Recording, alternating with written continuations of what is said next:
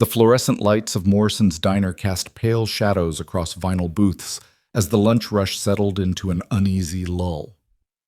Then the door opened and a man entered on crutches, military bearing unmistakable despite the uneven gait, a prosthetic visible beneath rolled denim.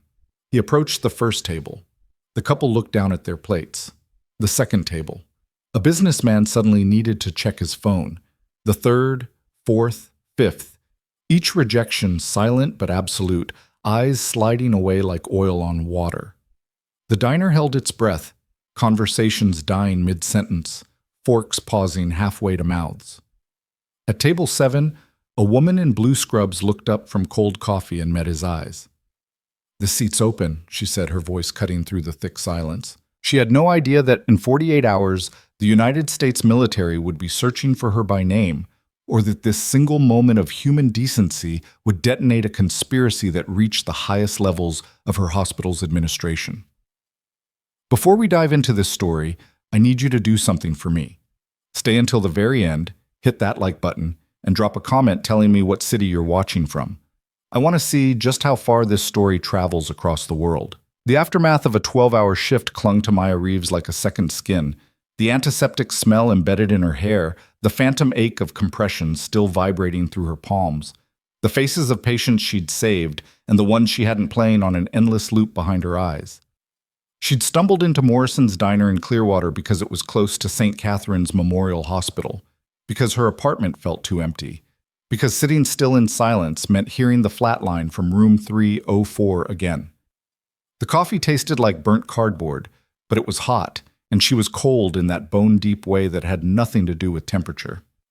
Maya stared at the cup, watching steam curl and dissipate, trying not to think about the 7-year-old in the ER who'd asked if dying hurt before the sedatives took hold. The diner's ambient noise, clatter of dishes, murmur of conversation, hiss of the griddle, provided a buffer against her own thoughts. She didn't look up when the door chimed, didn't register the sudden shift in atmosphere until the silence became oppressive, pressing against her eardrums like a physical weight. When she finally glanced up, she saw him. Tall, or he would have been if he were standing straight. Dark hair, military short, jawline sharp enough to cut glass, eyes the color of storm clouds, scanning the room with tactical precision. The crutches were aluminum, standard issue, supporting a frame that carried itself with the kind of discipline that doesn't fade even when the body breaks.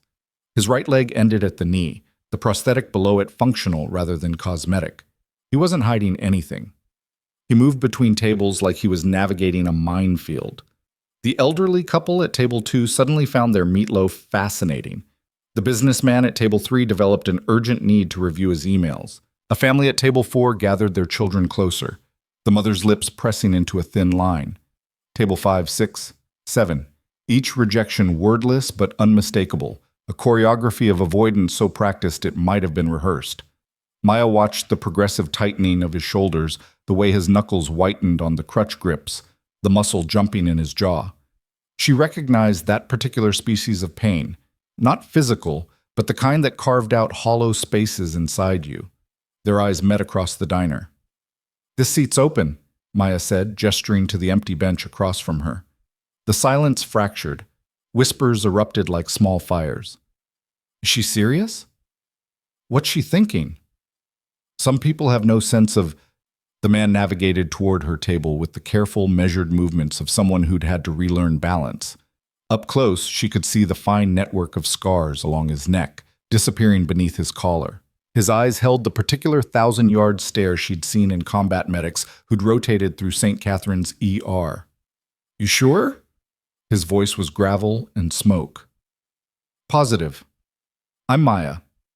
She didn't extend her hand, noticed his were occupied. "Ethan Cross." He maneuvered himself into the booth with practiced efficiency, settling the crutches against the wall within easy reach. The movement revealed a tattoo on his forearm, an eagle, anchor, and trident. Navy SEAL. A woman at the adjacent table loudly asked her husband if they could move to the patio. Maya felt heat creep up her neck, but kept her expression neutral. "Coffee?" "Black, thanks." She flagged down the waitress, Kelly, according to her name tag, a bottle blonde with acrylic nails who approached their table like it might explode. Her eyes skated over Ethan without quite landing. Just coffee for him, Maya said when the silence stretched too long. Black?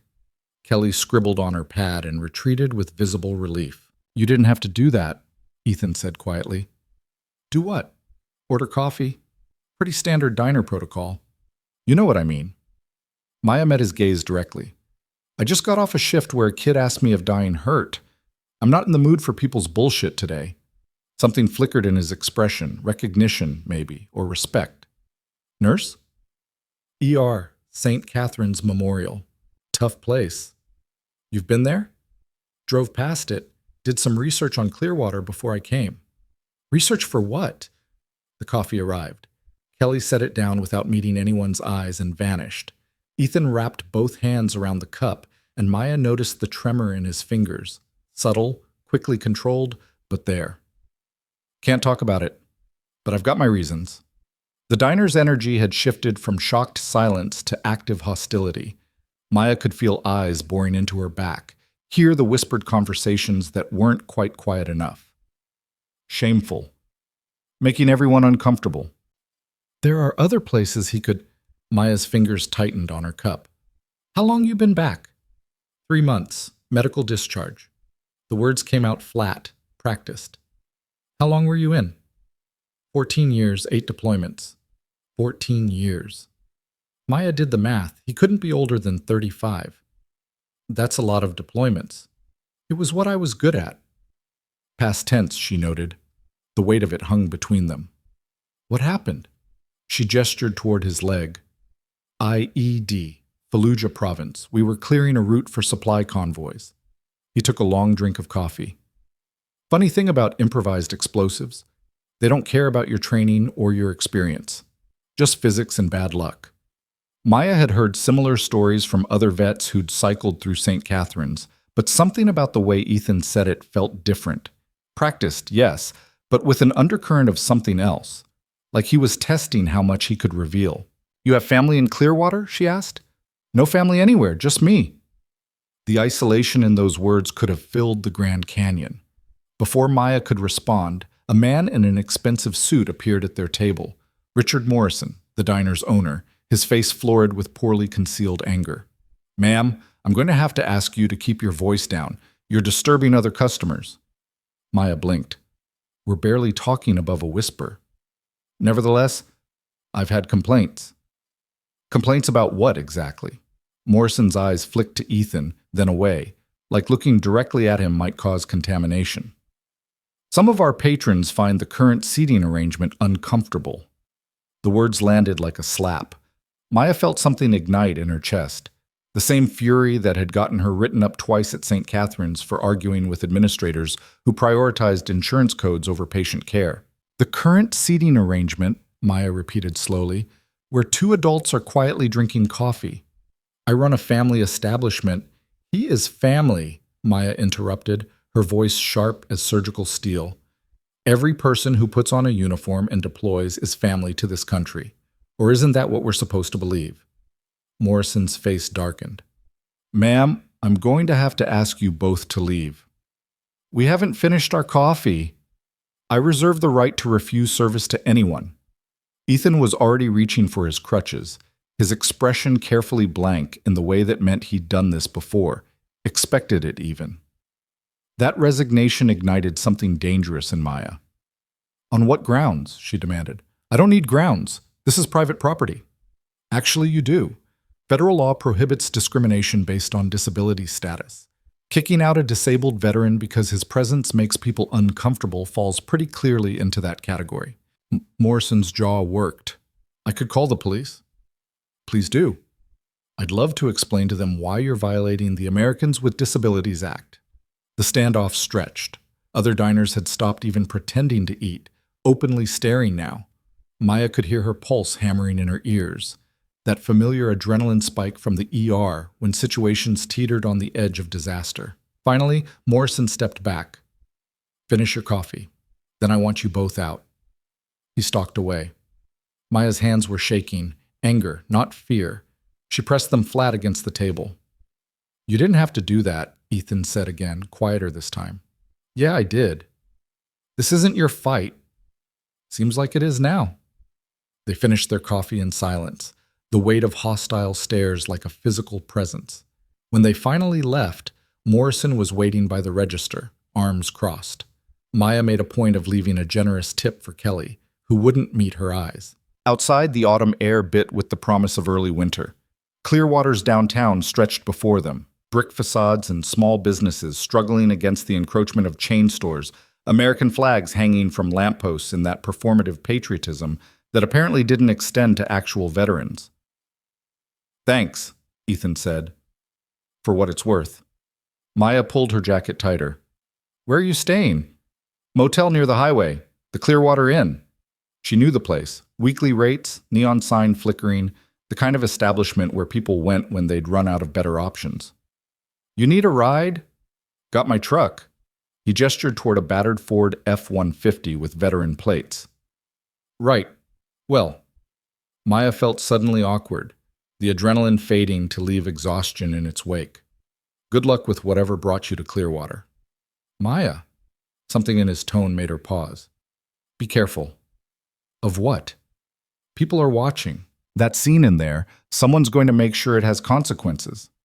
"Let them try." But as she walked to her car, Maya couldn't shake the feeling that Ethan's warning carried weight beyond simple paranoia. She'd worked in healthcare long enough to know how quickly institutions closed ranks, how effectively they could bury people who made waves. She drove home on autopilot, her studio apartment welcoming her with the particular loneliness of spaces designed for one. She showered, washing away the diner's grease and Morrison's contempt, and fell into bed still damp. Sleep came hard and fractured, populated by dreams of flatlines and silent rejections, and Ethan's storm-gray eyes asking a question she couldn't quite decipher.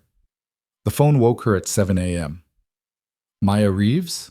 The voice was female, clipped, administrative. "Speaking." Maya's mouth tasted like copper and old coffee. "This is Patricia Chen, Human Resources at St. Catherine's Memorial. I need you to come in this morning, 9 o'clock, Administration Building, 3rd floor. Ice water down her spine. "What's this about?" "We'll discuss it when you arrive. Don't be late." The line went dead. Maya lay staring at the ceiling, her heart rate climbing.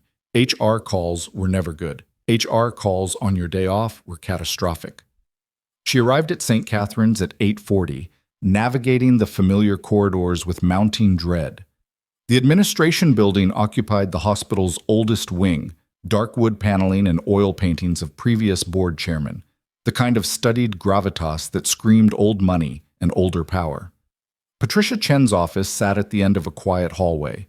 The woman herself was mid-50s, steel-gray hair in a severe bun, reading glasses on a chain around her neck. She didn't smile when Maya entered. "Sit." Maya sat.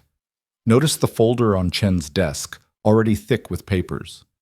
"Are you aware," Chen began, "that St. Catherine's Memorial has a code of conduct that extends to employee behavior both on and off hospital premises?" "I'm aware." "Are you aware that this code includes provisions about maintaining professional standards and avoiding conduct that might bring disrepute to the institution?" Maya's fingers curled against her thighs. "What exactly am I being accused of?"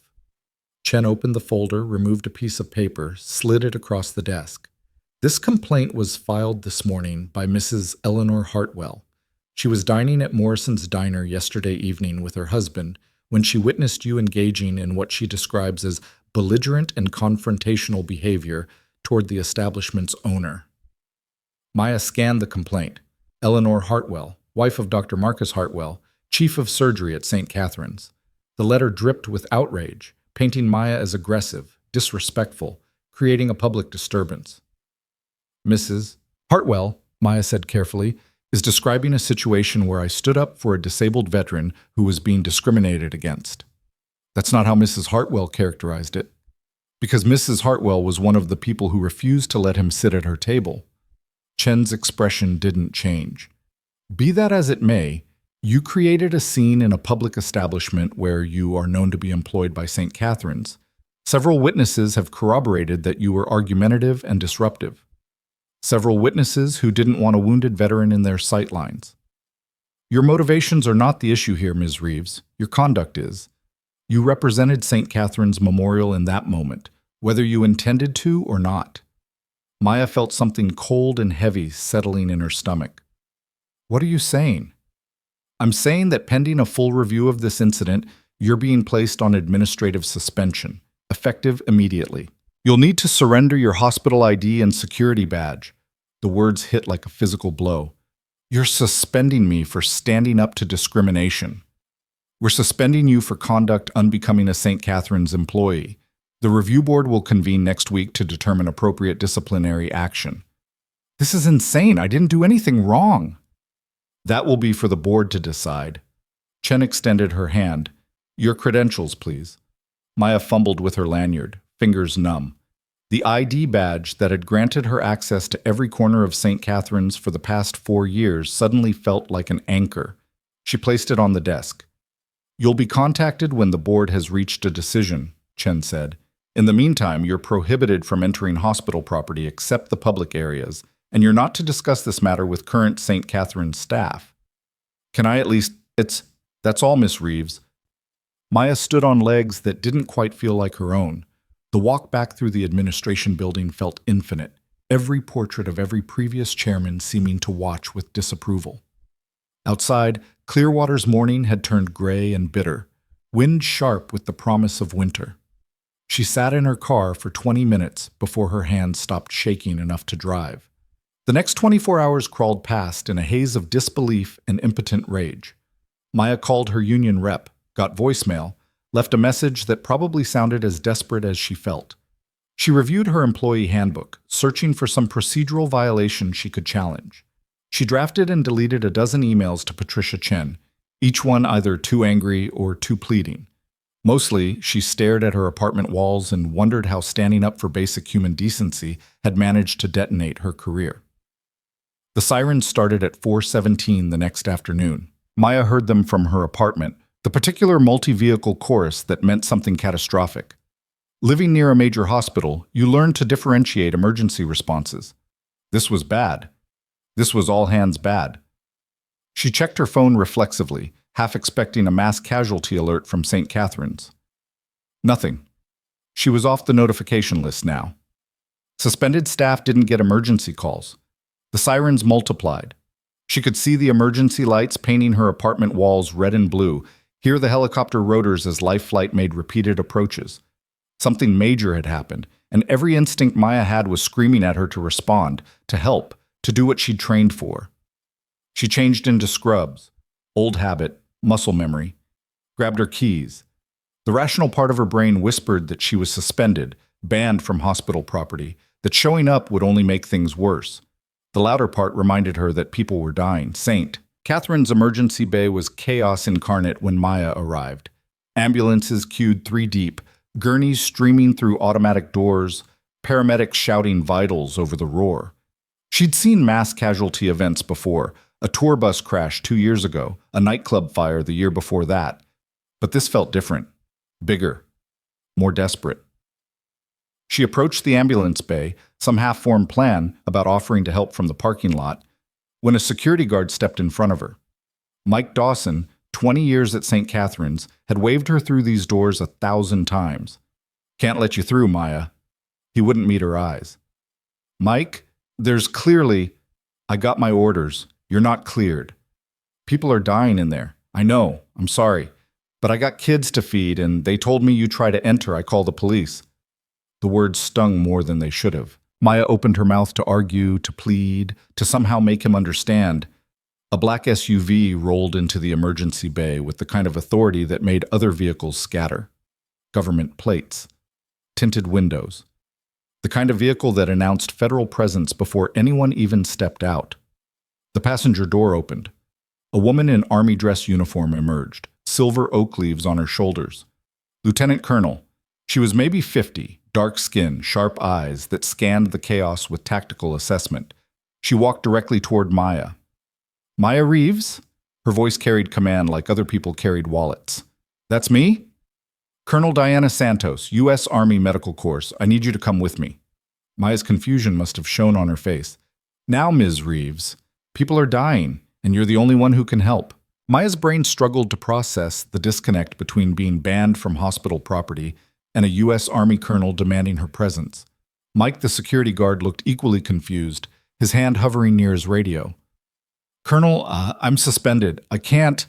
"Your suspension is irrelevant." Santos didn't raise her voice, but the words carried absolute authority. "We have a critically injured soldier in there with classified medical complications. Your hospital's trauma team is refusing to proceed without specific authorization they don't have clearance to receive. You have exactly 30 seconds to decide if you're going to help save an American service member's life or stand here arguing protocol." The helicopter made another landing approach, rotor wash sending debris skittering across the parking lot. Through the emergency bay doors, Maya could see the organized chaos of a trauma response barely holding together.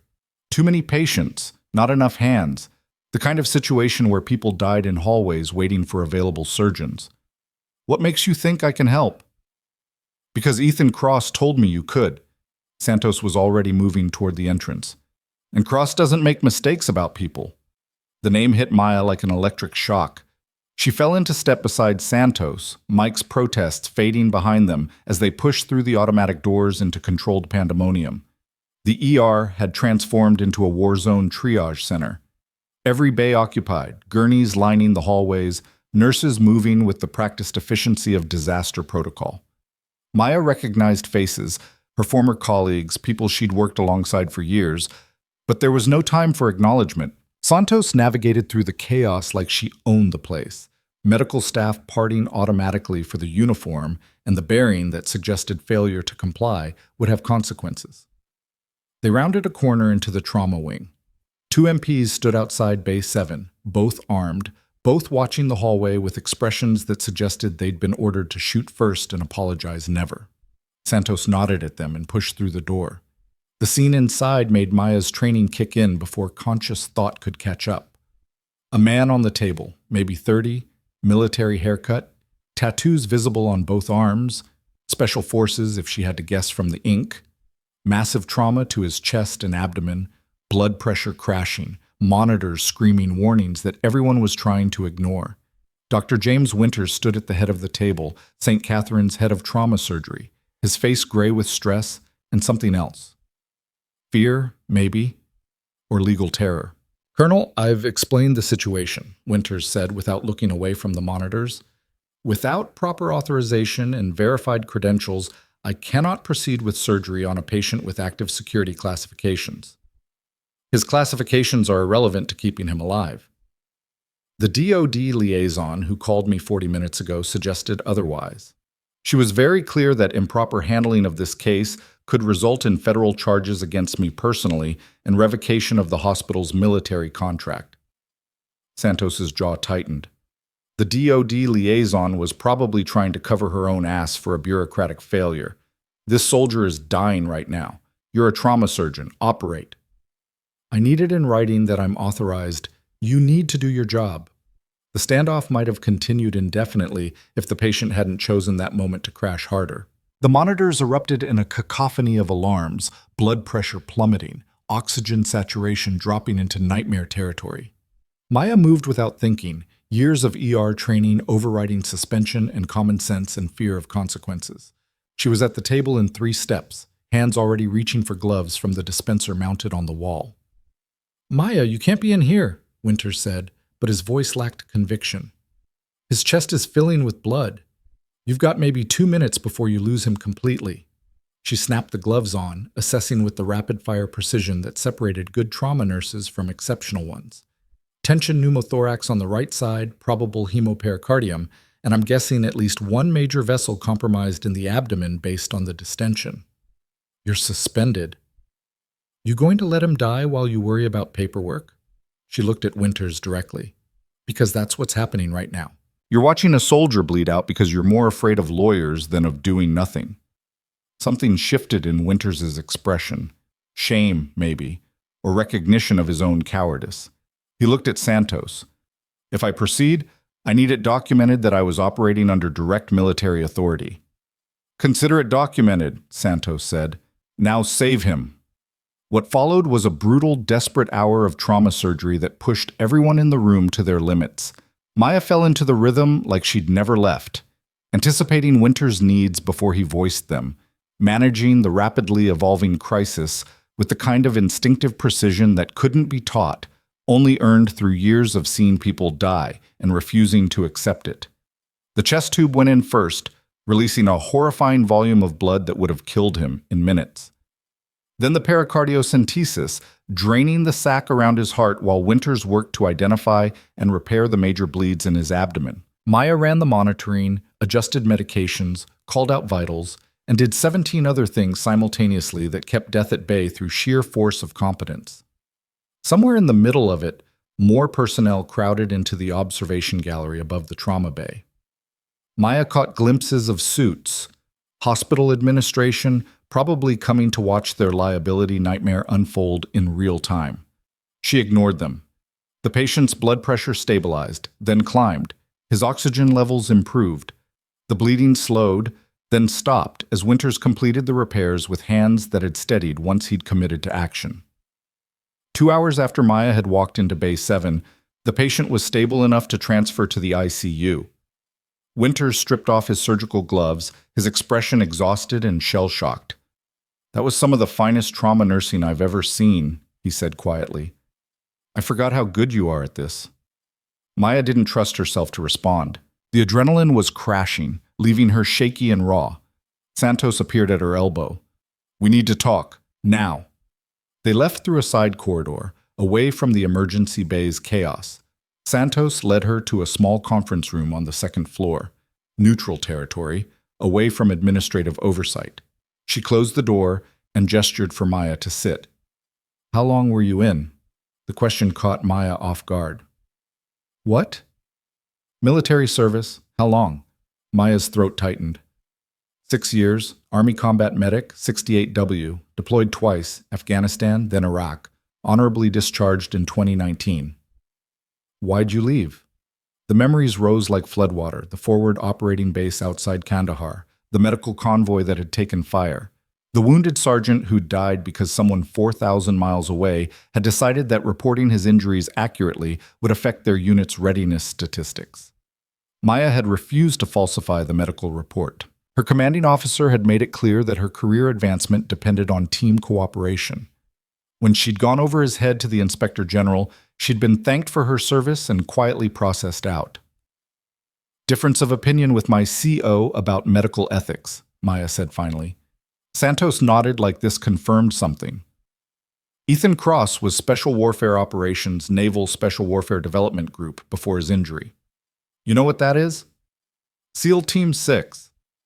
He's also working with a federal oversight task force investigating medical care discrimination against veterans in civilian healthcare systems. What happened at Morrison's Diner wasn't random, Maya. He was documenting a pattern." The pieces began clicking together with sickening clarity. He wanted to be rejected. He needed to be rejected. On camera, with witnesses, in a way that couldn't be explained away. "Your hospital has been under investigation for 6 months for systematically denying care to veterans, manipulating insurance claims to avoid military contracts, and retaliating against staff who pushed back." Mrs. Eleanor Hartwell's husband, Dr. Marcus Hartwell, is the chief of surgery. He's also the primary architect of St. Catherine's veteran exclusion policy. Maya felt like she'd been punched. The suspension was retaliation for interfering with their discrimination. They needed you gone before you started asking questions about why the hospital that's supposed to serve everyone somehow routes 90% of veteran patients to other facilities. That's illegal. Extremely. It's also been very carefully concealed behind bureaucratic language about resource allocation and insurance networks, until you made a scene at Morrison's Diner in front of Eleanor Hartwell, giving them a reason to move against you immediately. Santos pulled a tablet from her briefcase, brought up a file. "This is your personnel record from St. Catherine's. Notice anything interesting about the last 6 months?" Maya scanned the entries. "These patient complaints, I don't remember half of these. Because they're fabricated. Someone's been building a case against you since you first raised concerns about how the ER was handling veteran admissions. They needed documentation to justify termination when the time came." The rage that had been simmering since yesterday's suspension erupted into something white-hot and clarifying. Who? We're still mapping the complete network, but it runs deep. Hartwell definitely. Hospital Administrator David Brennan. Several board members. They've been running a quiet operation to maximize profitable patients and minimize anyone who might complicate their insurance arrangements or require expensive long-term care. Veterans require expensive care.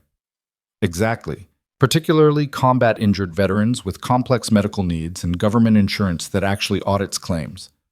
Much easier to just encourage them to seek treatment elsewhere. Maya thought about the patients she'd admitted over the years, the ones who'd seemed to vanish from the system despite serious conditions requiring follow-up. She'd assumed transfers or patients choosing other facilities, or the normal chaos of ER throughput. The idea that it had been systematic, deliberate. The soldier we just saved, Maya said, he wasn't random either. Military convoy accident on Route 17, 12 miles outside Clearwater. 7 vehicles, multiple casualties. St. Catherine's is the only Level 1 trauma center within 50 miles. They couldn't refuse the emergency admissions without exposing themselves, but they tried to delay treatment until patients could be transferred. Doctor. Winters got a call from someone claiming to be DOD legal counsel, warning him off proceeding with surgery. There's no such thing as DOD legal counsel calling to prevent emergency surgery. Correct. It was someone from the hospital trying to create plausible deniability for letting a soldier die. If he died during the delay, they could claim they were following proper protocol for classified patients. The monstrousness of it was almost impossible to process. Maya had spent 4 years at St. Catherine's believing she was part of something good, something that helped people. The idea that the institution had been actively working to deny care to the people who'd served. Why are you telling me this? Maya asked. Santos met her eyes directly. Because in about 10 minutes, David Brennan is going to call you into his office and attempt to terminate your employment. He's going to cite your unauthorized entry into Bay 7, violation of your suspension, and practicing medicine without proper credentials. He has termination papers already prepared. You're saying I'm about to be fired. I'm saying they're going to try. What happens next depends on you. Santos slid a document across the table. This is a federal subpoena requiring your testimony in an ongoing investigation into systematic civil rights violations at St. Catherine's Memorial Hospital. The moment you accept service of this subpoena, you become a protected witness. Any retaliation against you becomes federal obstruction of justice. Maya stared at the paper like it might bite. If I take this, I can't work at St. Catherine's again. If you don't take it, you won't work at St. Catherine's anyway. They're going to destroy you, Maya. Fabricate more complaints, tank your references, make sure you can't get hired at another hospital in the state. I've seen them do it to 3 other staff members who got too curious about the veteran patient routing. What happened to them? One left healthcare entirely. One moved to Oregon. One killed himself after 18 months of unemployment and blacklisting. The casual brutality of it stole Maya's breath. Santos's expression softened slightly. You stood up for what was right at Morrison's Diner. You saved a soldier's life 20 minutes ago despite being suspended. You're exactly the kind of person who shouldn't be destroyed by a corrupt system protecting its profit margins. Take the subpoena. Help us burn this thing down. Maya's hand trembled as she reached for the document. The paper felt heavier than it should, like signing her name would set off a detonation she couldn't control. She signed anyway. Santos witnessed the signature, then stood. David Brennan's office, 3rd floor, East Wing. He's expecting you at 5:30. I'll be watching. What am I supposed to do? Walk in there and let him try to fire you. Don't mention the subpoena until he's committed to the termination. Record everything on your phone if you can. And Maya? Santos paused at the door. Whatever they say to you in there, remember that you're the one who saved lives today. They're the ones who tried to prevent it. The walk to Brennan's office felt like a condemned prisoner's last mile. Maya passed colleagues in the hallway. Some nodded, some looked away, all of them clearly aware that something catastrophic was unfolding. The hospital's gossip network worked faster than its paging system. David Brennan's office occupied prime real estate on the administrative floor, corner location, windows overlooking Clearwater's downtown, furniture that cost more than Maya made in 6 months. Brennan himself was 60, silver-haired, expensively suited, The kind of healthcare executive who'd never touched a patient but made seven figures managing the people who did. He wasn't alone. Dr. Marcus Hartwell sat in one of the leather chairs, his surgical scrubs exchanged for slacks and a button-down that probably cost more than Maya's rent. Patricia Chen occupied the other chair, folder open, expression neutral. A lawyer Maya didn't recognize stood near the window. Young, female, designer suit, the kind of attorney hospitals kept on retainer for situations requiring plausible deniability. Ms. Reeves, sit. Brennan didn't offer pleasantries. Maya sat in the single empty chair facing Brennan's desk. The positioning was deliberate. Her against all of them, isolated, outnumbered. "I'll be direct," Brennan said. "Your employment at St. Catherine's Memorial is terminated effective immediately. You violated the terms of your suspension by entering hospital property, you interfered with medical procedures in violation of your credentials, and you demonstrated a pattern of insubordination that makes continued employment untenable." Maya kept her voice steady. "I saved a man's life." "You violated hospital policy and potentially exposed St. Catherine's to significant legal liability." Brennan slid a paper across the desk. "This is your termination notice. Sign it, and you'll receive 2 weeks severance and neutral references for future employment. Refuse, and will be forced to contest any unemployment claims and provide accurate documentation of your conduct violations to prospective employers." "Accurate documentation like the fabricated patient complaints in my file?" Hartwell shifted. Chen's expression didn't change, but something flickered in her eyes. "I don't know what you're referring to," Brennan said smoothly. "All complaints in your file were properly documented and investigated." "By who? Because I'd love to see the investigation reports for complaints I never knew existed until yesterday." "Your awareness of complaints is not required for their validity. Sign the termination agreement, Ms. Reeves." Maya pulled out her phone, opened the recording app, set it on the desk between them. "For documentation purposes, I'm recording this conversation. Maryland is a one-party consent state, so this is legal, just so we're all clear." Brennan's jaw tightened. The lawyer stepped forward. "Ms. Reeves, recording this conversation constitutes legal documentation of my termination proceedings. You just said I violated policy. I'm entitled to document the specifics." Maya looked at Brennan. "Unless there's something about this termination you don't want on record?" "There's nothing inappropriate about these proceedings." "Good. Then you won't mind explaining why you terminated a nurse for saving a dying soldier's life during a mass casualty event." "You were suspended. You had no authorization to provide medical care." "I was directed by a U.S. Army colonel to assist with a critically injured patient." "Are you saying St. Catherine's policy is to refuse military requests for medical assistance?" Brennan's expression hardened. "You're twisting the situation." "I'm clarifying it. You suspended me for standing up to discrimination against a disabled veteran. Then you tried to let a soldier die by feeding false information to Dr. Winters about DoD legal restrictions. When I prevented that death, you decided to terminate my employment. Does that about cover it?" "That's a gross mischaracterization." "Is it?" "Because I have witnesses to everything I just described, including federal witnesses, military witnesses, the kind who don't disappear when hospital lawyers make phone calls." The room's temperature seemed to drop 10 degrees. Hartwell stood, his face flushed. "This is absurd. David, just fire her and be done with it." "I agree," Maya said. "Fire me. Put it in writing that St. Catherine's Memorial Hospital terminated a combat medic for saving a special operations soldier's life during a declared emergency. I'm sure that'll look great in the press." "You're threatening us?" Brennan's voice went dangerously quiet. "I'm telling you how this is going to look, because unlike you, I actually care about optics." Maya stood. "You want me to sign that termination? Fine, but I'm adding an addendum that I'm signing under duress that I believe this termination is retaliation for whistleblowing activity, and that I'm filing formal complaints with the State Medical Board, the Equal Employment Opportunity Commission, and the Department of Veterans Affairs. You have no grounds. I have a year's worth of fabricated patient complaints that I can prove are falsified.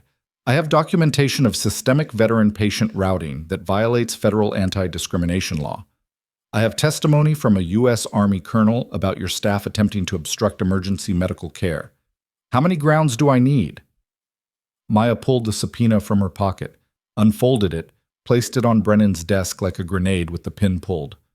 I'm also a federally protected witness in an ongoing investigation into civil rights violations at this hospital. Any adverse employment action taken against me constitutes obstruction of justice. So please, go ahead and terminate me. I'd love to see how that works out for you. The silence that followed could have suffocated elephants. Brennan stared at the subpoena like it might catch fire. Hartwell had gone pale. Chen closed her folder slowly. The lawyer was already typing on her phone, probably calling someone more senior to handle the detonation. Brennan found his voice first. Get out. I'll need that in writing. Am I terminated or not? Get out of my office. That's not an answer. This meeting is over. Brennan's control finally shattered. You're still suspended pending investigation. Leave. Now. Maya picked up her phone, stopped the recording, pocketed the subpoena. For the record, I tried to make this simple. You're the ones who wanted to play hardball with a combat medic who's already been through worse than anything you can throw at her. She left before anyone could respond, her heart hammering so hard she thought it might crack her ribs. The walk back through the administrative corridor felt surreal, like she'd just survived an explosion and wasn't quite sure if she was still intact. Santos was waiting in the hallway, leaning against the wall with the casual patience of someone who'd seen this play out before. How'd I do? Maya asked. Perfectly. They're panicking, which means they're going to make mistakes. Santos pushed off the wall. Come on. We need to get you somewhere safe. Safe from what? From people who just realize their entire operation is about to be exposed. Brennan's already making calls. By tomorrow morning, you'll either be vindicated or you'll be facing legal attacks from every direction. Depends on what they decide is the best way to contain you. They exited through a side door into the parking structure. The sun had set while Maya was inside, leaving Clearwater streets washed in the orange glow of sodium lights. Santos's SUV waited in a reserved spot, military plates gleaming. Where are we going? Federal building downtown. Safe, secure, plenty of witnesses. Santos unlocked the vehicle. Ethan's already there, along with 2 other witnesses who've agreed to testify about St. Catherine's practices. Maya climbed into the passenger seat, her mind reeling. 24 hours ago, she'd been a suspended nurse facing career destruction. Now she was apparently at the center of a federal investigation that could bring down an entire hospital administration. The drive downtown took 15 minutes through evening traffic. Santos navigated in silence, occasionally checking her mirrors with the kind of awareness that suggested she'd done this before, that protecting witnesses was part of her job description. The federal building was concrete brutalism, all sharp angles and narrow windows, the architectural equivalent of a fortress. Santos badged them through security, led Maya to a conference room on the 4th floor. Ethan Cross stood when they entered. He looked different out of the diner's harsh fluorescent lighting, still military straight despite the crutches, but there was something else now. Recognition, maybe. Respect.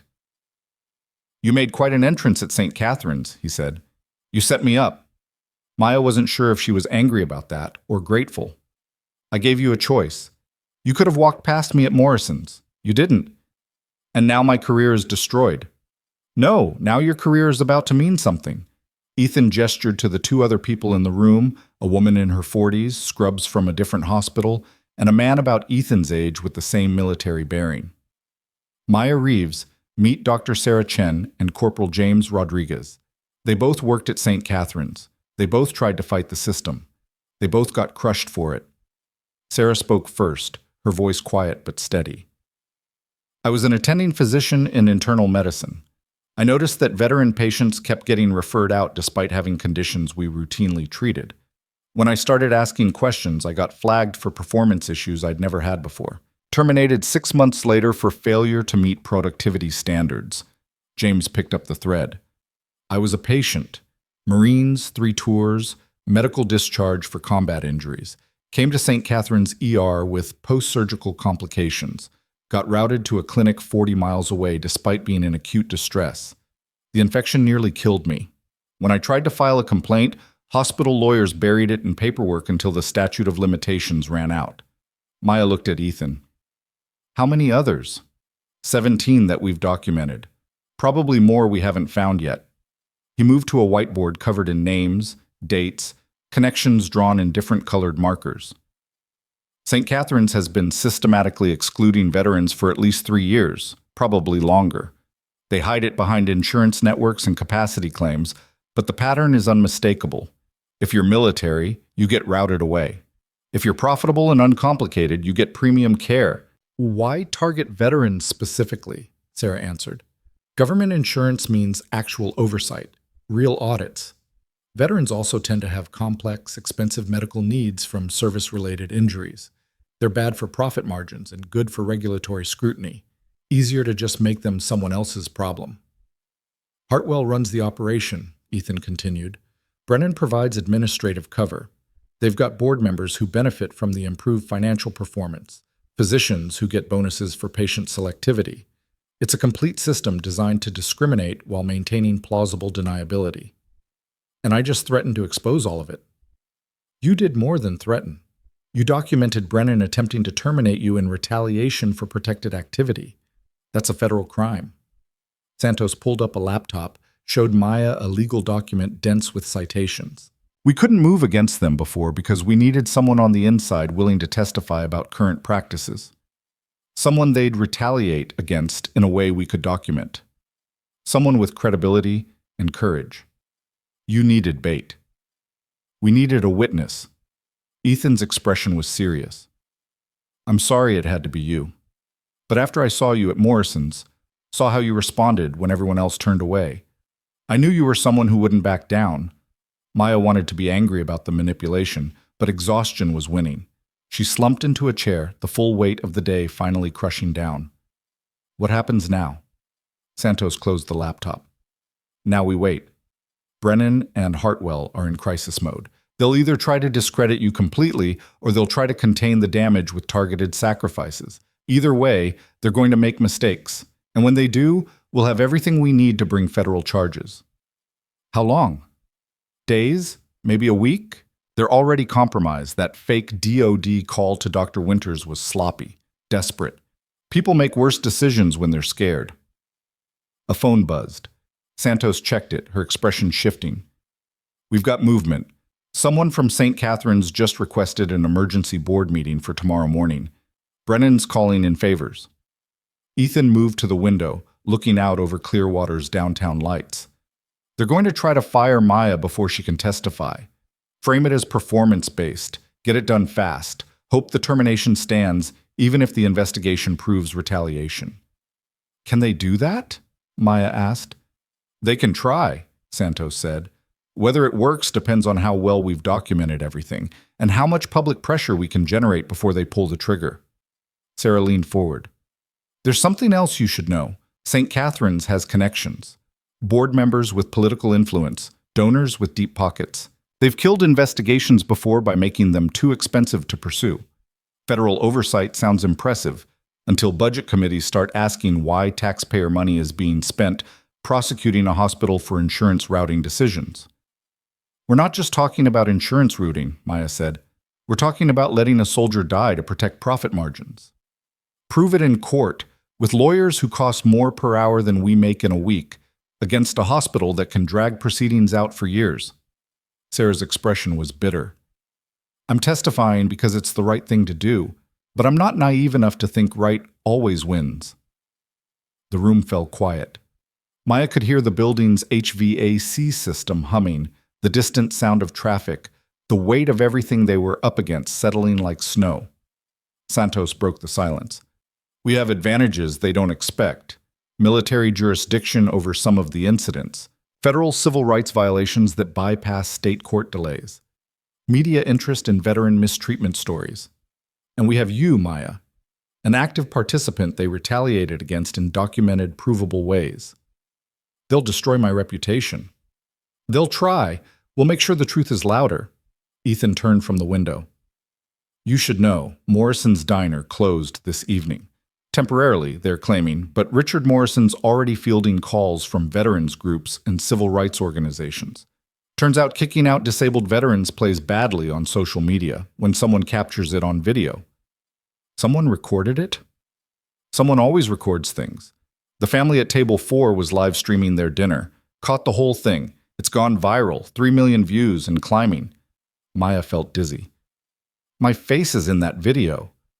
Your face is everywhere in that video. You standing up to discrimination, getting kicked out for defending a veteran. The internet loves a hero story, and right now, you're it. I'm not a hero. You just did what everyone else was too afraid to do. That's the definition. Ethan's expression was gentle. I know this is overwhelming, but you need to understand what you've started. This isn't just about you anymore.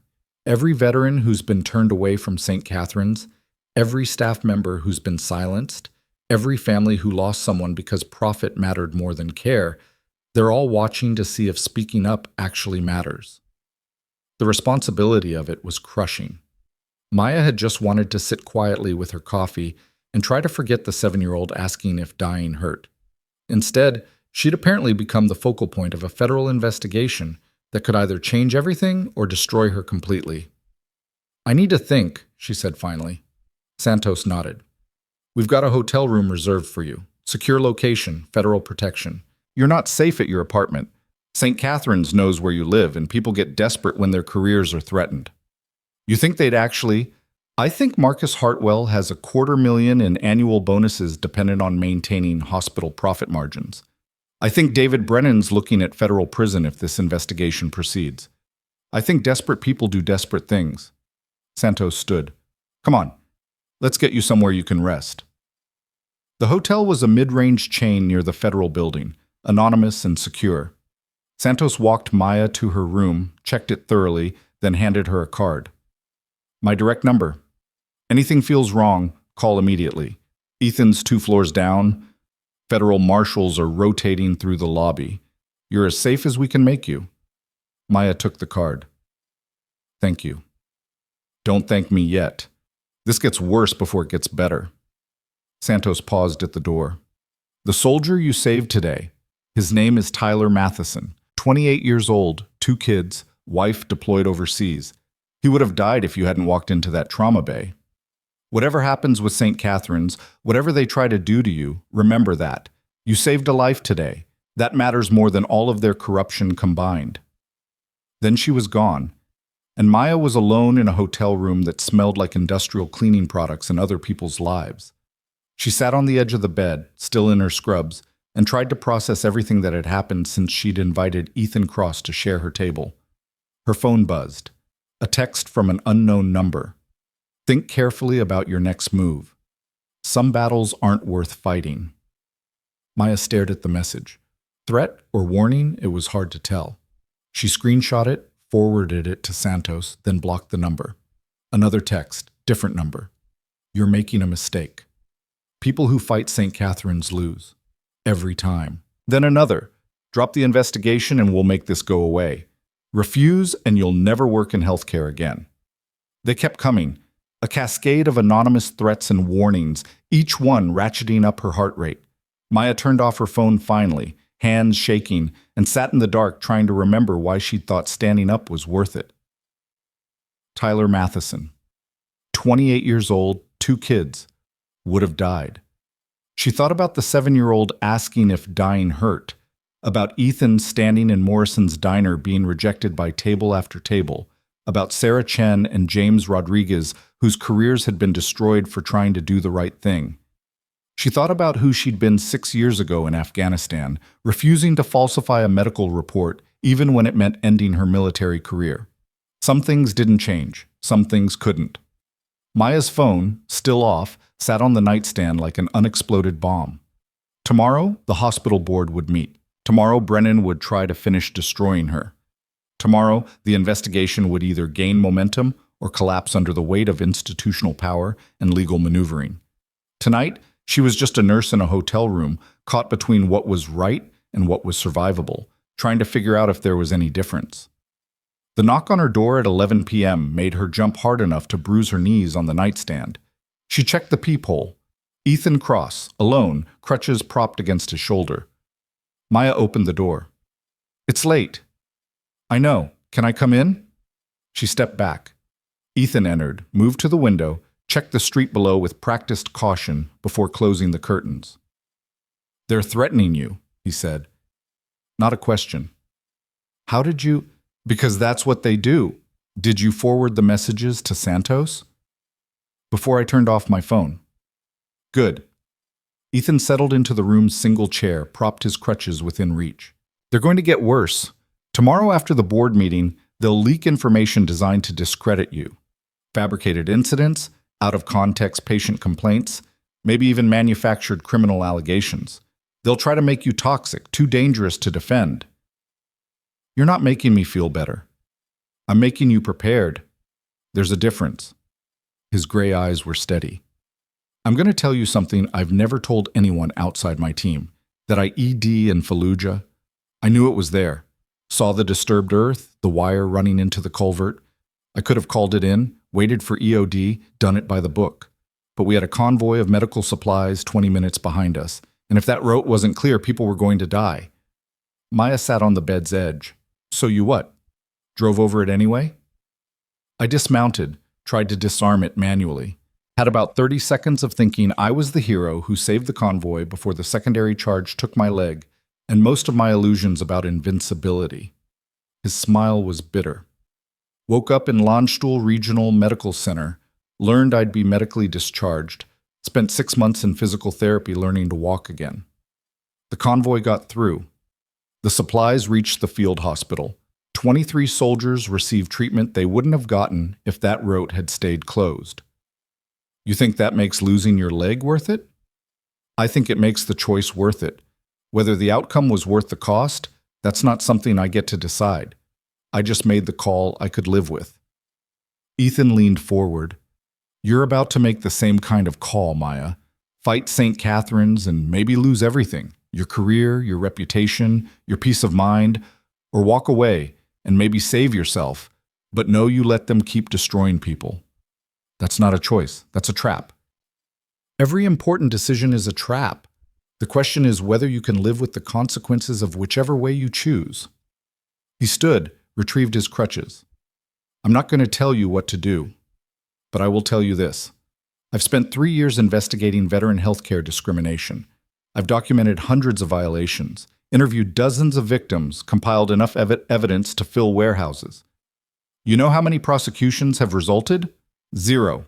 Because victims are too scared to testify, witnesses disappear, and institutions lawyer up until investigations die from exhaustion. So why keep trying? Because eventually someone won't back down. Someone will be angry enough, stubborn enough, brave enough to stand in front of the machine and refuse to move. Maybe that's you. Maybe it isn't. But if you are that person, I need you to know what you're walking into. He moved toward the door, paused with his hand on the knob. The board meeting is at 9 a.m. Santos wants you there. Not to testify, they won't allow that, but to be present, to show them you're not hiding. Psychological warfare, basically. Will you be there? Front row. His expression was grim.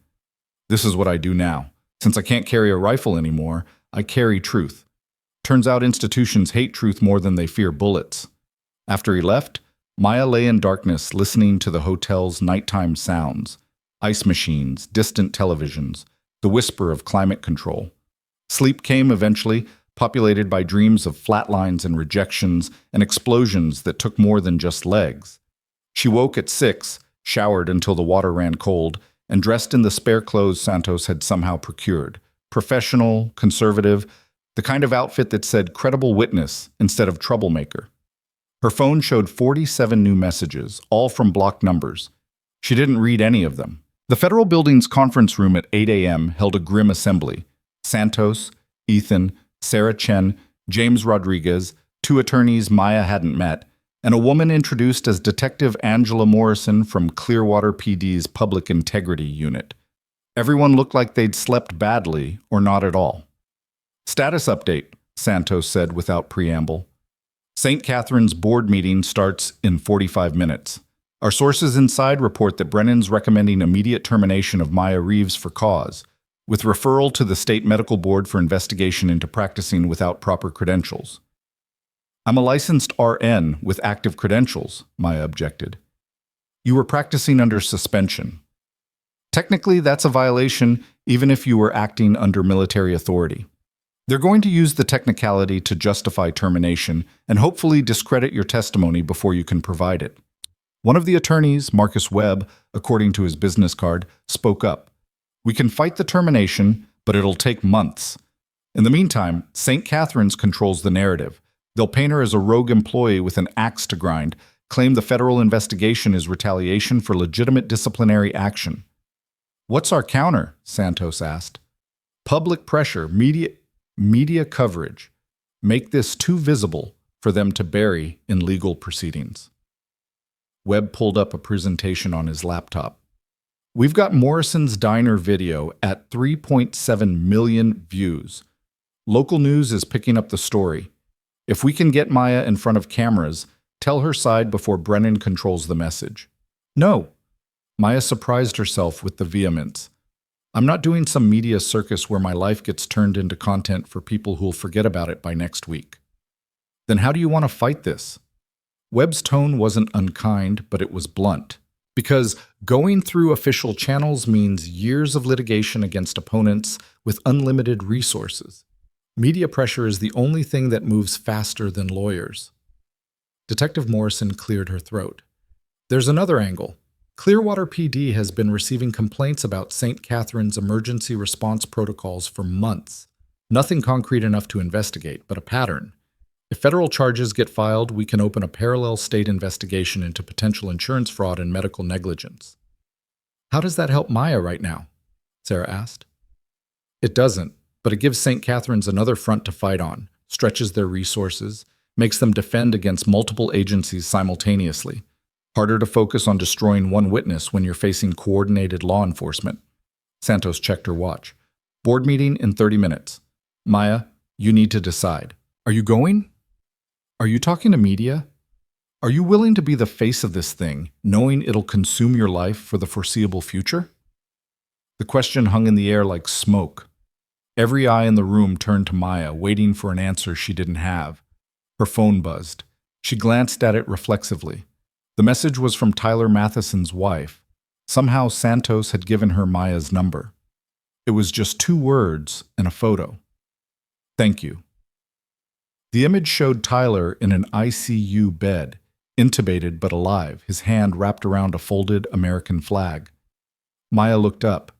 I'll go to the board meeting. I'll talk to media if it helps. I'll do whatever it takes. You're sure? Santos asked. I'm terrified, but I'm sure. The walk to St. Catherine's felt like approaching a battlefield.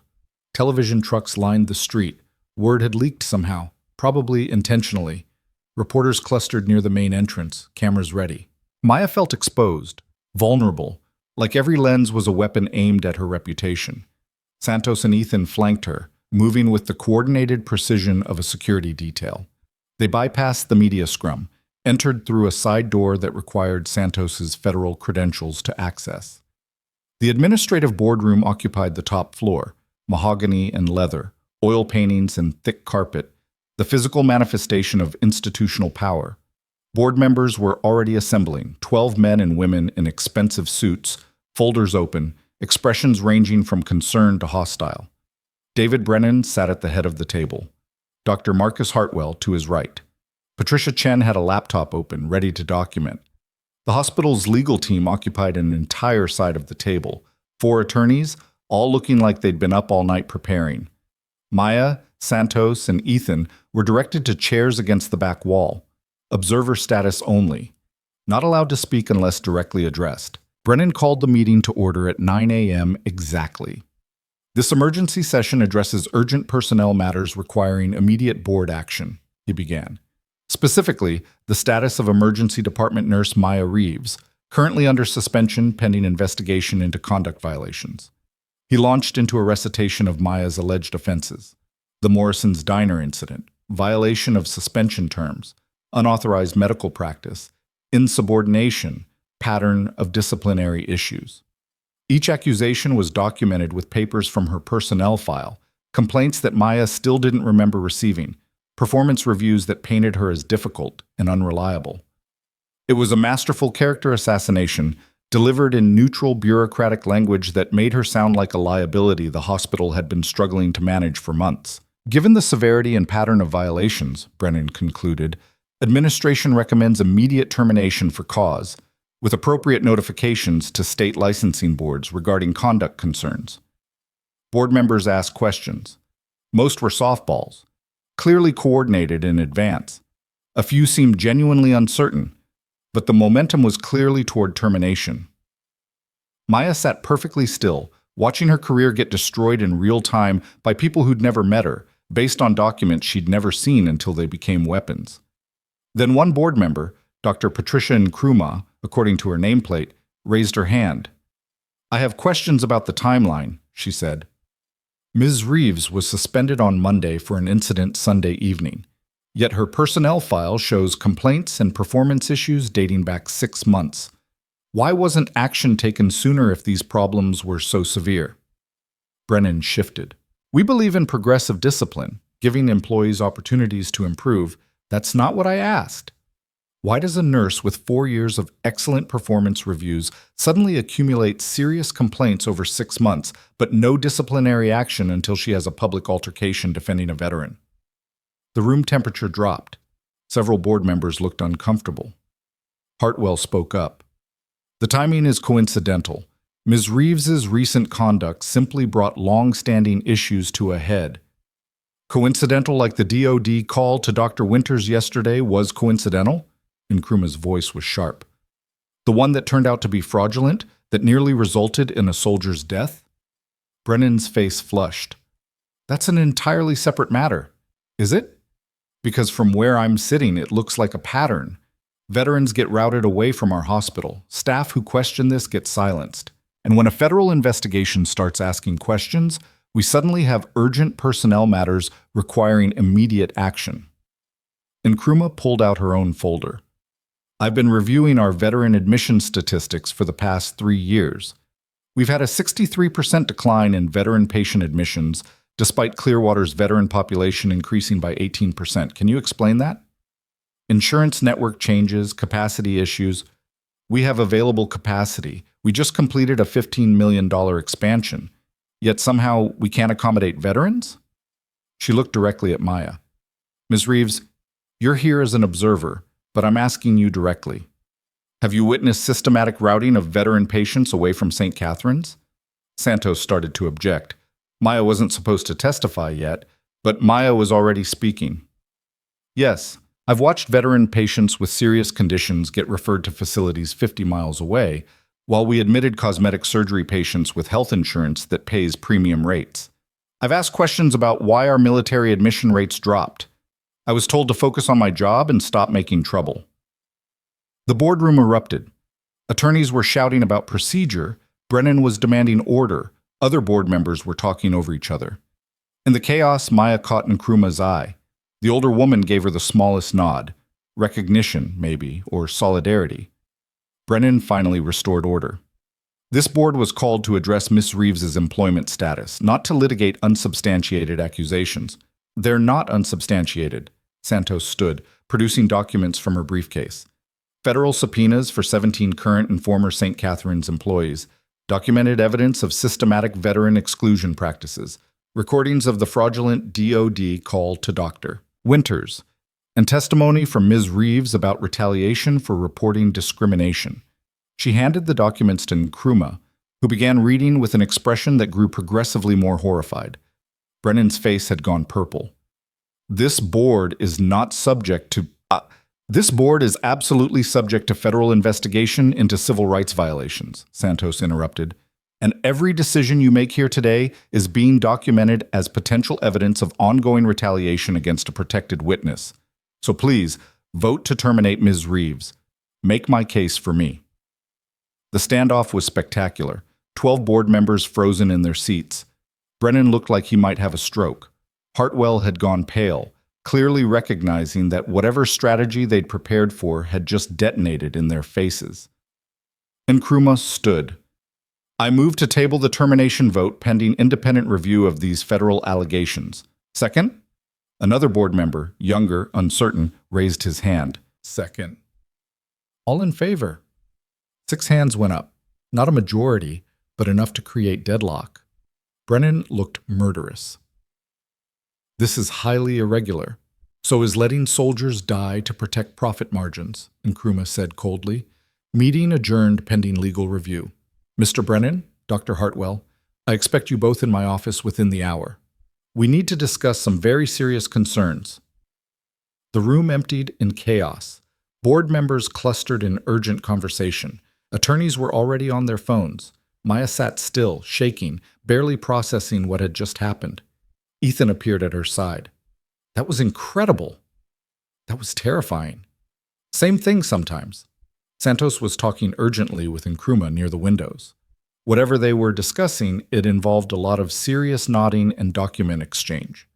A reporter somehow slipped past security, microphone extended.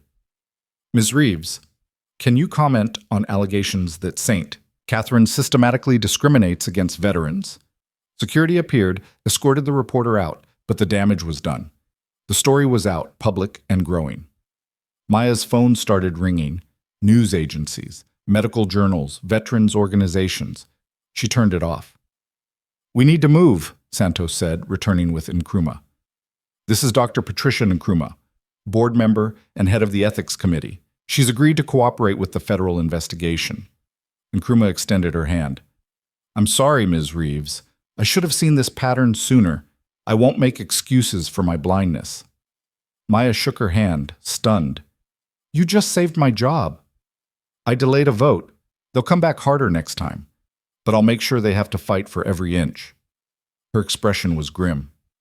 St. Catherine's has been my hospital for 20 years. I won't let it become a place that turns away the people who served this country. Outside the boardroom, the hallway had filled with staff, nurses, physicians, support personnel, all watching with expressions ranging from hopeful to terrified. Maya recognized faces from the ER, colleagues she'd worked alongside for years. One of them started clapping, then another. Then the entire hallway erupted in applause that sounded like thunder, like defiance, like permission to finally stop being silent. Maya felt tears burning behind her eyes. This was what she'd risked everything for, not vindication, but validation that she wasn't alone, that other people had seen the same injustices and waited for someone brave enough to name them. But as Santos hustled her toward the exit, Maya caught sight of Brennan and Hartwell in a windowed office, surrounded by their legal team. They were planning something, preparing their next attack. The war wasn't over, it had barely begun, and Maya had just painted the largest possible target on her back. The applause died as soon as Santos pushed Maya into the stairwell. The metal door slammed shut, cutting off the hopeful faces and supportive voices, leaving only the echo of their footsteps descending concrete steps two at a time. Why are we running? Maya asked, breathless. Because Brennan just made 3 phone calls in 90 seconds, and I guarantee none of them were to his mother. Santos didn't slow down. First rule of institutional warfare. When you wound the beast, it comes back harder. They emerged in the parking garage. Ethan was already at Santos's SUV, passenger door open, scanning the structure with military precision. Maya barely had time to climb in before Santos was backing out, tires squealing against concrete. Where are we going? Somewhere they can't get to you for the next few hours while we figure out their countermove. Santos navigated toward the exit, stopped at the gate while the arm lifted. That board meeting was a victory, but it was also a declaration of war. They know we have evidence. They know we have witnesses. They're going to do everything possible to discredit all of it before we can use it. Maya's phone, still off, felt like a brick in her pocket. She pulled it out, powered it on. The screen immediately exploded with notifications. Texts, emails, voicemails, all flooding in faster than she could process. Then the actual calls started, unknown numbers lighting up the display one after another. Don't answer any of those, Santos said sharply. It could be important. It's reporters, lawyers, and people pretending to be your friends who actually work for St. Catherine's legal team. Every word you say to anyone right now can and will be used against you. Maya silenced the phone, watched the notifications multiply like a virus. 200 unread messages. 300. The number climbed with each refresh. Ethan turned in his seat. Check the news. Santos pulled up a browser on the dashboard display. Clearwater's local news site had already posted the story. Federal investigation into Street, Catherine's Memorial Hospital, veteran discrimination alleged. Below it, a photo of Maya leaving the board meeting, her face tight with stress, surrounded by Santos and Ethan like a criminal being escorted from the scene. "That's a terrible photo," Maya muttered. "That's an intentional photo," Ethan corrected. "Look at the caption. Suspended nurse at center of controversy, but not whistleblower or witness. They're already controlling the narrative." Santos clicked through to the article. It was surprisingly detailed for something published less than an hour after the board meeting. Quotes from unnamed hospital sources describing Maya as a troubled employee with a history of disciplinary issues, allegations that she'd violated patient privacy protocols, suggestions that her accusations were retaliation for legitimate performance concerns. "This is character assassination," Maya said. "This is Tuesday." Santos kept driving, heading toward Clearwater's waterfront district. They've got a PR firm on retainer specifically for situations like this. Crisis management experts who specialize in making whistleblowers look like disgruntled employees with personal agendas. "What do we do?" "We get ahead of it." Santos pulled into a parking structure attached to a modern office building, glass and steel, the kind of anonymous corporate architecture that could house anything from law firms to tech startups. "Come on." The elevator took them to the 8th floor. The office suite had no signage on the door, just a number. Inside was a war room, whiteboards covered in timelines, documents pinned to corkboards, multiple computer screens displaying news feeds and social media analytics. 3 people worked at standing desks, all of them looking up when Santos entered. "Status," Santos commanded. A woman in her 30s with bright red hair pulled up a feed on the main screen. "Morrison's Diner video hit 5 million views an hour ago. We've got coordinated amplification from veteran advocacy groups, civil rights organizations, and 2 congressional representatives who've requested information about St. Catherine's federal contracts." Opposition. St. Catherine's legal team is flooding local media with counter-narratives. They're claiming Maya violated HIPAA by discussing patient information with non-authorized personnel. They're spinning the conversation with you, Colonel, as a breach. "I'm authorized military medical oversight. That won't hold." "Doesn't have to hold. Just has to muddy the water long enough for public attention to move on." The woman pulled up another screen. "They've also filed a defamation suit against Maya personally, claims her accusations have damaged the hospital's reputation and caused financial harm." Maya felt the floor tilt. "They're suing me?" "It's a SLAP suit, strategic lawsuit against public participation, designed to silence you through legal intimidation and drain resources. Standard corporate playbook." The woman extended her hand. "Rachel Kim, Media Strategy? Sorry, we're meeting under these circumstances." Maya shook her hand numbly. "How much are they suing for?" $5 million in damages. The number was so absurd it almost didn't register. Maya made $48,000 a year. $5 million might as well have been $5 billion. "They can't actually expect to win that," she said. "They don't need to win. They just need to threaten you with financial ruin until you back down." Rachel pulled up the actual lawsuit on screen. "Look at the filing date, 30 minutes after the board meeting ended. They had this prepared in advance. They knew you'd fight, and they had the counterattack ready to go." Santos moved to one of the whiteboards, began drawing connections between names. "Brennan, Hartwell, board members. Who else is implicated?" One of the other analysts, a young man with thick-framed glasses, spoke up. "We've traced financial connections to 3 board members who have ownership stakes in medical billing companies that contract with St. Catherine's. The veteran exclusion practice directly increases their profits because veteran insurance requires more documentation and pays lower rates." "How much money are we talking?" "Conservatively, they've avoided approximately $12 million in costs over 3 years by routing veterans elsewhere. The billing companies netted an extra $3 million by handling only high-value commercial insurance patients." Ethan whistled low. 15 million reasons to keep Maya quiet, and one very motivated plaintiff who's about to become extremely loud. Santos turned to Maya. "We need to file countersuit. Federal civil rights violation, wrongful termination, retaliation against whistleblower. Hit them from every possible angle before they can consolidate their position." With what money? Maya's voice came out smaller than she intended. I'm suspended without pay. I can't afford a lawyer, much less a legal war against a hospital with unlimited resources. You won't be paying. We've got nonprofit legal organizations lined up to represent you pro bono, veterans advocacy groups, civil liberties organizations. They're treating this as a test case for nationwide veteran healthcare discrimination. Santos pulled up an email chain. A CLU, Southern Poverty Law Center, National Veterans Legal Services Program. All of them want in. You'll have better legal representation than St. Catherine's can buy. The relief lasted approximately 3 seconds before Maya's brain caught up. If I'm the test case, what happens if we lose? Then every hospital in the country knows they can discriminate against veterans without consequences, which is why we're not going to lose. Santos's expression was steel. But I need you to understand what you're signing up for. This goes public, really public. Your life becomes a media circus. Every mistake you've ever made gets examined. Every relationship scrutinized. They'll dig into your military service, find people who didn't like you, twist every conflict into evidence of character flaws.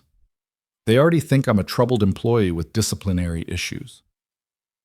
That's nothing compared to what's coming. They'll look for substance abuse, mental health issues, financial problems, anything they can weaponize. Your social media gets mined for controversial opinions. Old boyfriends get interviewed about your temperament. You become a public figure, which means you lose the right to privacy. Maya thought about her studio apartment, her quiet life, the careful distance she'd maintained from anything that might draw attention. The idea of being picked apart by strangers, examined like a specimen under glass, made her want to throw up. What's the alternative? Drop the lawsuit, accept a settlement with non-disclosure agreement, take whatever money they offer, move somewhere else, rebuild under a different name. And St. Catherine's keeps destroying people. Yes. The word hung in the air like a death sentence.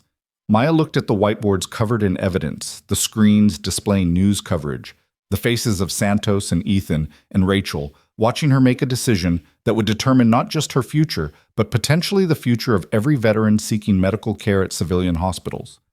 File the countersuit, Maya said. All of it. Everything we can throw at them. Oh, Rachel was already typing. I'll need a statement from you. On camera, if you're willing. Something we can release to control the narrative before they define you completely. Now? Within the hour. St. Catherine's is holding a press conference at 2 p.m. If we don't get your side out first, their version becomes the truth. Maya looked down at her clothes, the professional outfit Santos had provided, now wrinkled from the morning's chaos. Her hair was a mess. She probably looked exactly like the stressed, unstable employee St. Catherine's wanted everyone to see. I need 5 minutes to pull myself together. You need to look human, not polished. Rachel was setting up a camera, adjusting lighting.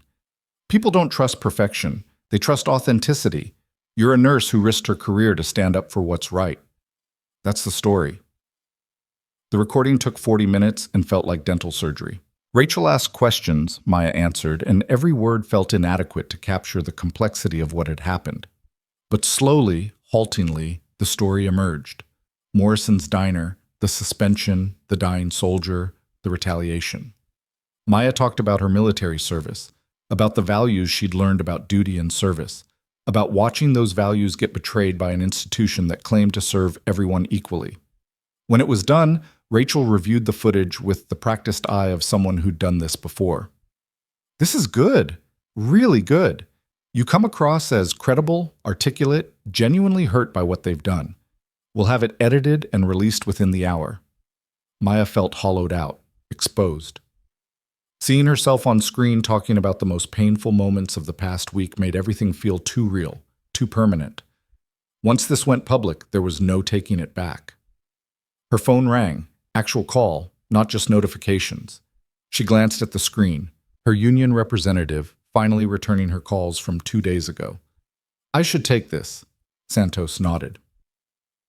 Maya stepped into an empty office, answered. Maya? It's David Chen from the Nurses Union. I am so sorry I didn't get back to you sooner.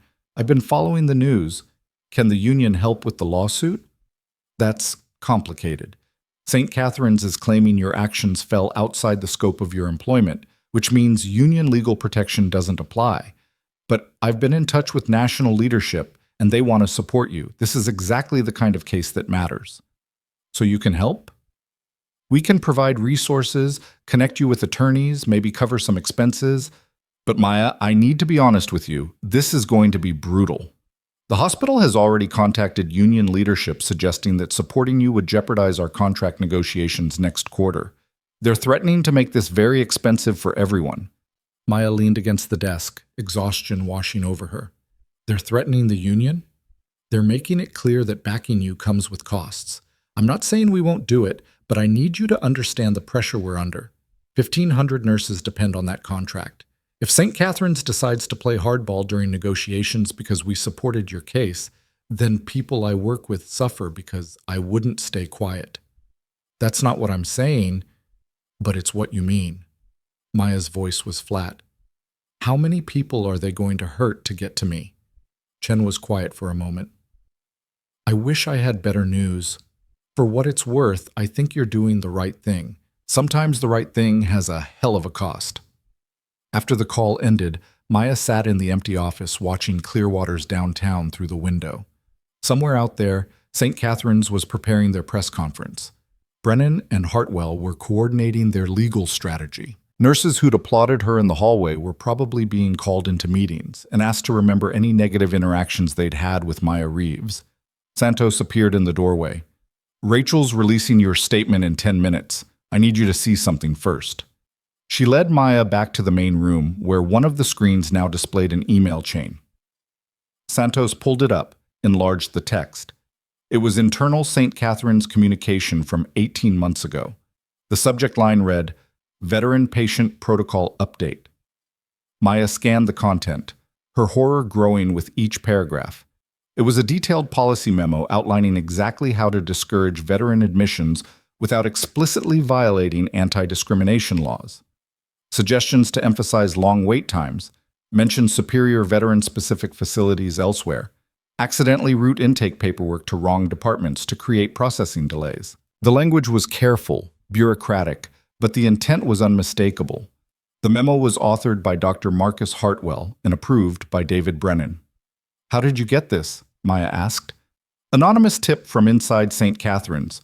Arrived in my inbox 20 minutes ago from an encrypted account. Santos pulled up another email. Along with this. The second document was a spreadsheet tracking patient admissions over 3 years, color-coded by insurance type. Veteran admissions showed in red, declining steadily year over year. Commercial insurance in green, climbing proportionally. In the margin, handwritten notes. Target metrics achieved. Bonus structure approved. They were getting bonuses for excluding veterans, Maya said, specifically for reducing the percentage of government-insured patients below 20% of total admissions, which they accomplished by systematically routing veterans elsewhere. Santos enlarged another section. This spreadsheet also shows how they tracked which staff members questioned the practice. Your name's on here, Maya. You're flagged as potential compliance concerns 6 months ago. The date coincided with when the fabricated complaints had started appearing in her personnel file. Someone inside St. Catherine's is leaking this to us, Ethan said. Someone who knows where the bodies are buried and wants them found. Or someone who's trying to get ahead of the exposure by providing evidence that makes them look cooperative, Santos countered. Either way, this is explosive. Documented proof of systematic discrimination tied directly to executive compensation. Rachel was already incorporating the documents into her media package. This changes everything. We're not just alleging discrimination, we can prove it was policy. Official, approved, incentivized policy. Maya stared at the spreadsheet, at her own name highlighted in yellow under the threat column. They'd been watching her for months, building a case against her the moment she'd become inconvenient. Every interaction, every shift, every patient she'd treated, all of it filtered through the lens of whether she was a problem that needed eliminating. Release everything, Maya said. The statement, the documents, all of it. I want everyone to see exactly what they are. That's the nuclear option, Santos warned.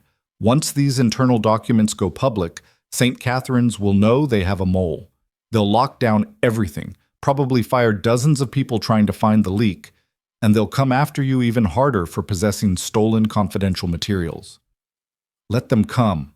Rachel hit send, the files uploaded to a secure server, automatically distributing to pre-selected media contacts, veteran organizations, congressional offices. Within seconds, the information was beyond anyone's ability to contain. Maya watched the distribution counter climb. 100 recipients, 200, 500. Each number represented someone who would now know the truth about St. Catherine's Memorial Hospital. Her phone erupted with new notifications. The firestorm had begun. St. Catherine's press conference was scheduled for 2 p.m. By 1:45, it had been postponed indefinitely. By 2:15, 3 board members had resigned. By 2:30, the state attorney general's office had announced an investigation into potential Medicaid and Medicare fraud. Maya watched it unfold from the war room, surrounded by people who were fighting a battle she'd accidentally started by refusing to let a man sit alone. Ethan stood at the window watching the street below. "We've got company." 2 news vans had parked outside the building. A third was pulling up. Reporters were setting up cameras, clearly staking out the location in hopes of catching someone emerging. "How did they find us?" Maya asked. "Probably tracked Santos's vehicle from St. Catherine's. Or someone at the hospital recognized this address. We've used it for other investigations." Ethan's expression was grim. "We're trapped until they get bored or we find another way out." Rachel was monitoring social media feeds. Morrison's Diner is trending nationally. #VeteransMatter is the #3 hashtag in the country. You've got celebrities weighing in, politicians making statements. This has gone completely viral. Maya felt dizzy. Yesterday, she'd been a suspended nurse facing career destruction. Today, she was apparently a national story, her face plastered across news sites and social media, strangers debating her credibility and character in comment sections she was terrified to read. "I need air." Santos intercepted her before she could reach the door. "You can't go outside. There are cameras everywhere, reporters who will ambush you for comments, and probably St. Catherine's people watching to see where you go." "So I'm a prisoner?" "You're protected. There's a difference." Maya wanted to scream. The walls felt like they were closing in, the weight of everything crushing down until she couldn't breathe. She'd done the right thing. She knew she'd done the right thing. So why did it feel like punishment? Her phone rang. Unknown number, but something made her answer. "Maya Reeves?" The voice was female, young, shaking. Speaking. "My name is Jennifer Walters. I'm a physician assistant at St. Catherine's. I was in the board meeting this morning in the observation gallery." Maya's pulse kicked up. "Okay. I need to tell you something I should have said months ago." Jennifer's voice cracked. "I've been documenting the veteran patient routing. I have records of every veteran who's come through our ER in the past 2 years and where they were sent. I have audio recordings of Dr. Hartwell instructing staff to discourage veteran admissions. I have—" She broke off, breathing hard. "I have everything, and I'm ready to testify." Maya's hand tightened on the phone. "Why now?" "Because I watched them try to destroy you this morning for doing what I was too scared to do. Because I'm tired of being complicit. Because if I don't speak up now, I'll never be able to look at myself in a mirror again." Jennifer's voice steadied. "I know you're working with federal investigators. I want to give them everything I have." Santos was already gesturing urgently. Maya put the phone on speaker. "Ms. Walters, this is Colonel Diana Santos, U.S. Army Medical Corps. Are you in a safe location?" "I'm in my car in the hospital parking garage. I just finished my shift." "Is anyone with you?" "No, I made sure—" Jennifer's voice cut off. "Wait, there's someone—" "Dr. Hartwell just got out of a car 3 spaces over. He's walking toward me." "Drive away. Right now." "He's blocking my car. He's—" The phone muffled, like Jennifer had lowered it. Distant voices, too unclear to make out words. Then Jennifer again, louder. "I said, get away from my car!" "Ms. Walters, stay on the line. Do not hang up."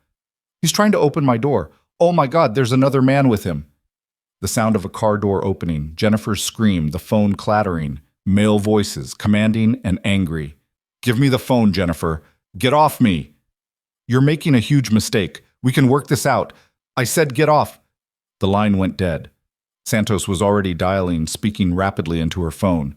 "This is Santos, badge number 7729.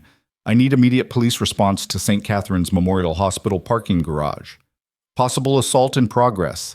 Victim is Jennifer Walters, white female, late 20s, physician assistant.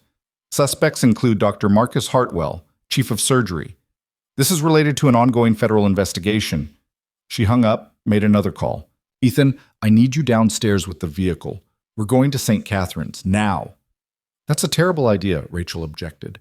There are cameras everywhere, and if Hartwell is desperate enough to physically intimidate a witness, then Jennifer Walters is in immediate danger, and we're the only ones who know it. Santos was already moving toward the door. Maya, stay here. You're too visible. She called me. She reached out because of what I did. If something happens to her, it's not your fault. Tell me that when they find her body in the parking garage. The words hung in the air like a curse. Santos's expression shifted, recognition of a possibility too horrible to dismiss. Fine. But you stay in the vehicle, you don't engage with anyone, and if I tell you to run, you run. Understood? They took the service elevator to avoid the media in the lobby, emerged in the basement parking structure where Ethan had already brought the SUV around. The drive to St. Catherine's took 8 minutes through downtown traffic, every second stretching into eternity while Maya imagined what might be happening to Jennifer Walters. The hospital's parking garage was 4 levels of concrete and shadows, security cameras positioned at regular intervals, but plenty of blind spots between them. Santos pulled in through the main entrance, navigated to the 3rd level where Jennifer had said she was parked. A silver Honda Civic sat with the driver's door hanging open. No Jennifer, no Hartwell, no signs of struggle except for a phone on the ground. Screen cracked. Santos retrieved the phone with gloved hands, evidence protocols even in the middle of chaos. She tried to unlock it, failed. Ethan, see if you can… There. Ethan pointed to security camera in the corner. Footage will show what happened. If it hasn't been erased already. Maya climbed out of the SUV despite Santos's objection. The parking garage smelled like oil and exhaust, the fluorescent lights casting everything in sickly yellow-green. She walked to Jennifer's car, looked inside. Purse on the passenger seat. Coffee in the cup holder, still warm. Keys in the ignition. She didn't leave voluntarily, Maya said. A security guard appeared from the stairwell, young, nervous, hand hovering near his radio. You can't be here. This area is restricted. Santos badged him. Federal investigation. Where's your security office? I'd need to check with my supervisor. Your supervisor can meet us there. Now. This is a potential abduction of a federal witness. The guard's eyes went wide. He led them to a small office on the ground level, where an older man sat surrounded by monitors showing different camera angles of the garage. He stood when they entered, clearly aware something serious was happening. I need footage from the 3rd level, cameras 12 through 15, last 20 minutes, Santos said without preamble. The supervisor, badge reading Frank Moretti, hesitated. I'd need authorization from hospital administration. You'll have authorization from the federal prosecutor if you obstruct this investigation. Show me the footage. Moretti pulled up the feeds. They watched Jennifer's car appear in frame, watched her park, watched her make a phone call. Then Dr. Hartwell appeared, walking with deliberate purpose toward her vehicle. Another man accompanied him, large, suited, the kind of person whose job description included making problems disappear. The confrontation was silent on camera, but the body language was clear. Hartwell trying the door. Jennifer refusing. The second man moving to the passenger side, Jennifer's panic visible even in the grainy footage. Then Hartwell made a gesture. The second man opened the passenger door. Apparently Jennifer had left it unlocked, reached in, unlocked the driver's side from inside. He pulled Jennifer out while Hartwell collected her phone and purse. They walked her between them toward the elevator. Jennifer struggled once, briefly. The second man's hand on her arm tightened and she went still. Where does that elevator go? Santos demanded. Ground floor, administration wing. Show me ground floor footage. Moretti switched cameras. They watched the elevator doors open, watched Hartwell and his associate escort Jennifer through empty corridors toward the administration building. The timestamp showed 12 minutes ago. Santos was already on her phone. I need tactical response at St. Catherine's Memorial, Administration Building. Federal witness has been forcibly detained by hospital staff. Suspects are considered flight risks. Full lockdown protocol. She disconnected, turned to Maya and Ethan. This just became a hostage situation. Outside, sirens began to wail. Police response finally arriving, way too late to prevent whatever was happening to Jennifer Walters in Brennan's office or wherever they'd taken her. Maya felt fury and helplessness warring in her chest. Jennifer had called because Maya had given her courage, had reached out because someone had finally stood up. And now she was being punished for that decision, dragged into a confrontation she wasn't prepared for because Maya had made fighting back seem possible. More sirens. The parking garage was filling with emergency vehicles, their lights painting the concrete in red and blue chaos. Ethan stood at the garage entrance, watching the perimeter. We've got a problem.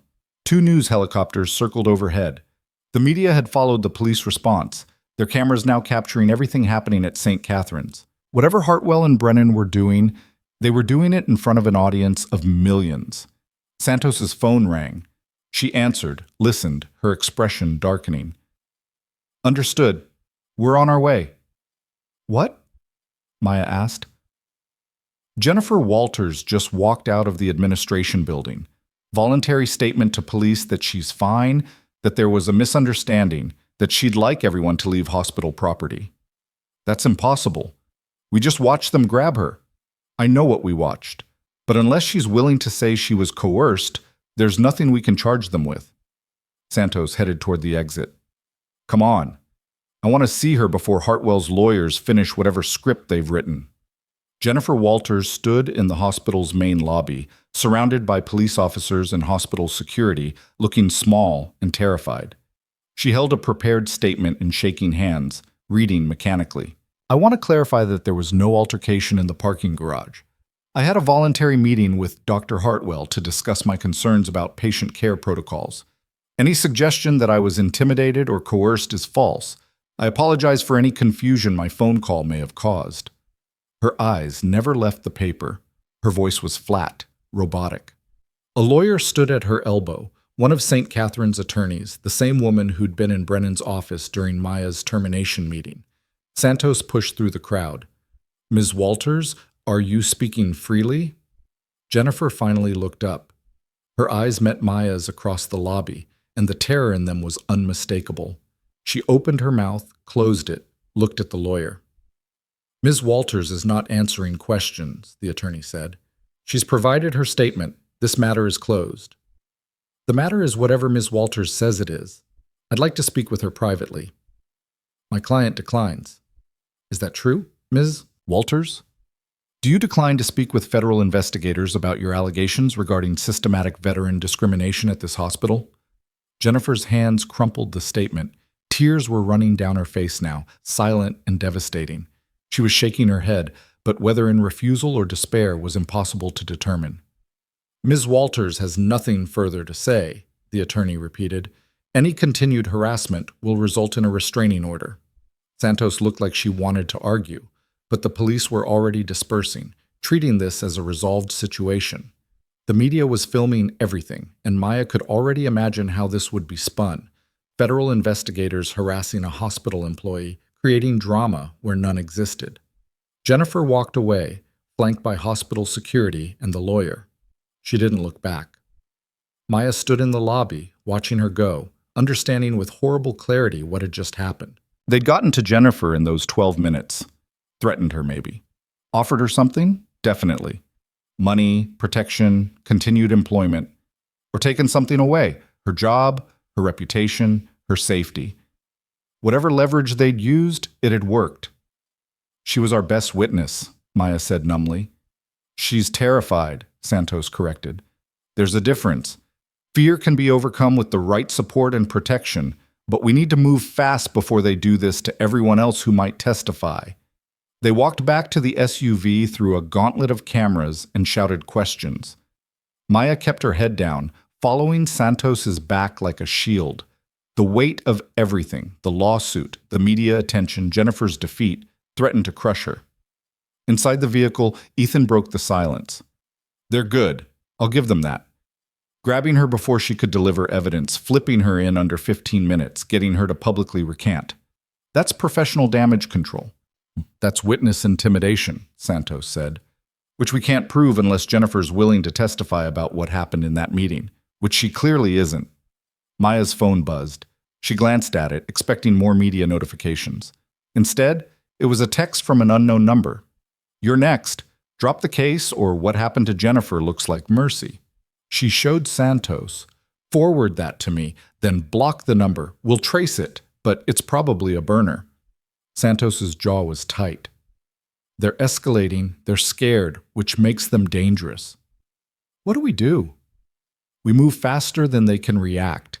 Rachel's releasing the internal documents in 1 hour. That gives us a small window to get additional witnesses on record before St. Catherine's can intimidate them all into silence. Who else do we have? 3 nurses, 2 physicians, a medical billing specialist. All of them have agreed to provide statements about the veteran exclusion practices. We get them recorded, notarized, submitted as evidence before anyone can get to them. And if St. Catherine's gets to them first? Santos didn't answer, which was answer enough. They spent the next 3 hours in a race against time, driving across Clearwater to collect statements from people brave enough or angry enough or desperate enough to go on record. Each interview felt like defusing a bomb, trying to extract truth before fear or pressure or the hospital's lawyers could intervene. 2 of the nurses held firm. The third had already received a call from hospital administration, warning her that making false allegations would result in termination and legal action. She apologized to Maya and closed the door. 1 physician provided detailed documentation of pressure to route veteran patients elsewhere. The second had lawyered up and refused to comment. The medical billing specialist handed over spreadsheets and audio recordings, then asked if witness protection was a real thing because she was terrified of what St. Catherine's might do to her career. By evening, they had 4 solid witnesses. Not enough to guarantee victory, but enough to prove a pattern. Maya collapsed in the war room, exhausted beyond anything she'd felt even in combat. At least in Afghanistan, the enemy had been obvious. Here, the threats came wrapped in legal language and bureaucratic procedures, harder to fight, impossible to shoot. Rachel pulled up the latest news coverage. St. Catherine's had released their own statement, deeply concerned by allegations, cooperating fully with investigations, confident that objective review would demonstrate their commitment to serving all patients equally. The statement mentioned Maya only once, describing her as a former employee whose allegations are being thoroughly investigated alongside serious concerns about her conduct and credibility. "Former employee," Maya repeated. "They've already fired me in the press." "Doesn't matter. We've got the evidence. We've got witnesses. We've got momentum." Rachel didn't sound entirely convinced. Santos's phone rang. She answered, listened, her expression shifting from concern to alarm to something that might have been grim satisfaction. "Understood. We'll be there in 20 minutes. She hung up, looked at Maya. That was Patricia Nkrumah from the hospital board. She's calling an emergency session for 8 p.m. tonight. Full board, hospital council, federal observers. She's forcing a vote on immediate suspension of Brennan and Hartwell pending investigation results." "Can she do that?" "She can try. Whether she has the votes is another question." Santos checked her watch. "But this is our chance. If the board suspends them tonight, it sends a signal that St. Catherine's is taking this seriously. If they don't, it proves the corruption goes deeper than 2 executives. Do I need to be there?" "Nkrumah specifically requested your presence. She wants you to address the board directly." The idea of walking back into that boardroom, facing the people who'd tried to destroy her, made Maya want to run screaming. But Jennifer Walters' terrified eyes haunted her. All the veterans who'd been turned away haunted her. The soldier she'd saved haunted her. "What do I say?" "The truth. That's all you've ever said." The drive back to St. Catherine's felt like returning to a battlefield after barely escaping the first time. The hospital blazed with lights, news vans still occupying the street, protesters having appeared from somewhere, veterans in uniform, nurses carrying signs about patient care rights, people Maya had never met supporting a cause she'd accidentally become the face of. Santos badged them through a side entrance, avoiding the media circus. The administrative hallway was eerily quiet. The usual bustle replaced by empty corridors and closed doors. They reached the boardroom to find it already packed. Board members, lawyers, federal observers, and Patricia Nkrumah at the head of the table looking like she'd aged a decade since morning.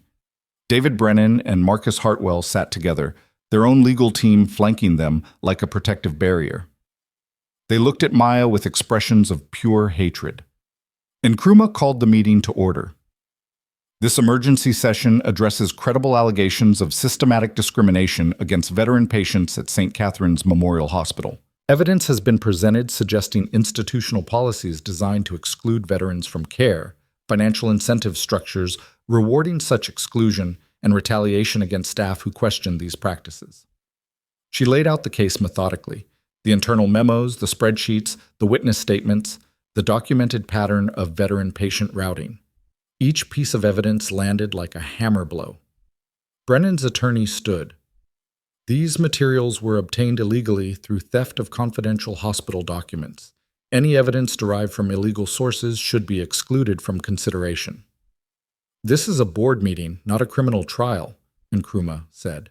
We don't operate under rules of evidence. We operate under principles of accountability. These documents came from inside our institution, provided by someone who believed the public interest outweighed confidentiality. That's called whistleblowing. That's called corporate espionage. It's called exposing a conspiracy to violate civil rights. Nkrumah's voice was ice. Mr. Brennan, Dr. Hartwell, do you deny that veteran admissions have declined 63% while commercial insurance admissions increased proportionally? Patient demographics change? Do you deny that executive bonuses were tied to reducing government-insured patient percentages? Compensation structures are confidential. Do you deny that staff members who questioned veteran routing policies were systematically flagged, disciplined, and in some cases terminated? Brennan and Hartwell exchanged glances. Their attorney whispered urgently. We deny any wrongdoing, Brennan said finally, and we refuse to participate in this kangaroo court designed to placate federal investigators who've overstepped their authority. Then you're suspended, both of you, effective immediately, pending completion of independent investigation. Nkrumah looked at the other board members. All in favor? 7 hands went up. Not unanimous, but enough. Brennan shot to his feet. You can't. I just did. Security will escort you from hospital property. You're prohibited from accessing hospital systems, contacting hospital staff, or interfering with patient care pending investigation resolution. Violate these terms, and you'll face criminal trespassing charges in addition to everything else. Hospital security appeared, different guards than the ones who'd been at Brennan and Hartwell's beck and call. These ones looked uncomfortable, but determined as they approached the suspended executives. This is outrageous, Hartwell said. We've served this hospital for decades. You've served yourselves, Nkrumah interrupted, at the expense of veterans who defended this country. I'm ashamed it took a suspended nurse to make me see it. She looked at Maya. Ms. Reeves, would you like to address the board? Maya stood on legs that felt like water. Every eye in the room turned toward her, some sympathetic, some hostile, all of them judging whether she was the hero or the villain of this story. I just wanted to help people, she said, her voice barely above a whisper. That's why I became a nurse. That's why I served in the military. That's why I stayed at St. Catherine's even when the hours were brutal and the pay was terrible and the bureaucracy was exhausting, because I thought we were helping people. She looked directly at Brennan and Hartwell. You turned that into a lie. You took an institution people trusted with their lives and corrupted it for profit. You punished anyone who questioned you. You terrorized witnesses. You tried to let a soldier die rather than risk exposing your scheme. That's defamatory, Hartwell started. That's documented, all of it. And when I stood up to it, you tried to destroy me. You fabricated complaints, suspended me, attempted termination, sued me for millions I don't have, threatened me. Maya's voice broke. She steadied it. But the thing about military service is it teaches you that some things are worth fighting for even when you're terrified, even when it costs everything, even when you're absolutely certain you're going to lose. She pulled out the folded paper she'd been carrying, Tyler Matheson's wife's message, the photo of him alive in the ICU. This is Tyler Matheson, 28 years old, special operations. He has 2 kids who almost became fatherless because you prioritized profit margins over human lives. Every veteran you turned away, every staff member you silenced, every policy you implemented to exclude people who served this country, they're all real people with real families who deserved better. Maya set the photo on the table. I don't know if suspending these 2 fixes everything. I don't know if investigations lead to justice or just more bureaucratic theater, but I know I stood up. I know other people found the courage to stand up because I did. And I know that whatever happens to me, it was worth it to stop this from continuing. The silence that followed could have suffocated stars. Nkrumah stood. Ms. Reeves, your suspension is lifted effective immediately. You're reinstated with full back pay and benefits. On behalf of this board, I apologize for the injustice you've suffered. The words should have felt like victory. Instead, they felt like the calm before an even bigger storm. Because at that exact moment, Santos's phone rang. She answered, listened, her face going pale. We need to leave. Right now. What's wrong? Dr. Sarah Chen's apartment is on fire. Arson suspected. And James Rodriguez is in the ICU. Hit and run. Driver fled the scene. Both are star witnesses attacked within the same hour. Maya's blood turned to ice water. This isn't over, Santos said grimly. It's just getting started. The boardroom erupted into chaos as Santos's words registered. Attorneys were demanding explanations, board members shouting questions, but Maya heard none of it through the roaring in her ears. Sarah Chen, James Rodriguez, 2 people who'd been brave enough to stand up, now attacked because they'd trusted that speaking truth mattered. Santos grabbed Maya's arm, pulling her toward the exit. Ethan was already moving, clearing a path through the confusion with the kind of tactical efficiency that suggested he'd done this before, extracted people from hostile territory under pressure. Both attacks happened simultaneously? Maya asked as they hit the stairwell, taking steps 2 at a time. Within minutes of each other, too coordinated to be coincidence. Santos was on her phone barking orders to someone. I want protective details on every witness we've interviewed, full surveillance on their locations. If anyone so much as looks at them wrong, I want to know about it. They emerged in this parking garage to find federal vehicles already assembling, black SUVs with government plates, agents in tactical gear, positioning themselves around the perimeter. Whatever resources Santos had been holding back, she was deploying all of them now. Where are we going? Maya climbed into the SUV, her hands shaking so badly she could barely fasten the seatbelt. Sarah's apartment first, the fire department still on scene. Santos pulled out, tires screaming. Then the hospital where they took James. The drive took 8 minutes through Clearwater's evening traffic, sirens clearing their path. Sarah Chen's apartment building was in the older part of downtown, converted industrial space with exposed brick and floor-to-ceiling windows, the kind of place young professionals chose for character over convenience. Now smoke poured from a third-floor unit, while firefighters battled flames that painted the night orange and furious. Santos badged her way through the police cordon.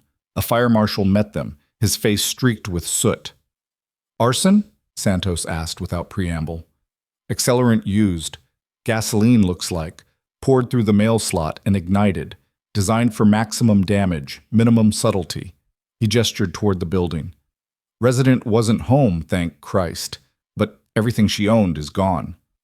Maya felt sick. Sarah's home, her possessions, her safety, all destroyed because she'd been willing to testify. Security cameras. Santos was already scanning the building's exterior. We're pulling footage now, but the perpetrator knew what they were doing, approached from a blind spot, face covered, in and out in under 2 minutes. Ethan appeared from the crowd, his expression grim. Talked to Sarah's neighbors. One of them saw a dark sedan circling the block 3 times before the fire started. No plates visible. Driver male, average build. That's all they remember. Professional job, Santos said. Hired muscle, probably. Someone with experience in intimidation tactics who knows how to avoid identification. Maya watched firefighters spray water through shattered windows, thinking about Sarah's decision to provide testimony. She'd already been destroyed once by St. Catherine's, fired, blacklisted, forced to rebuild her career from scratch. Now even that rebuilding was being taken from her. Where is she?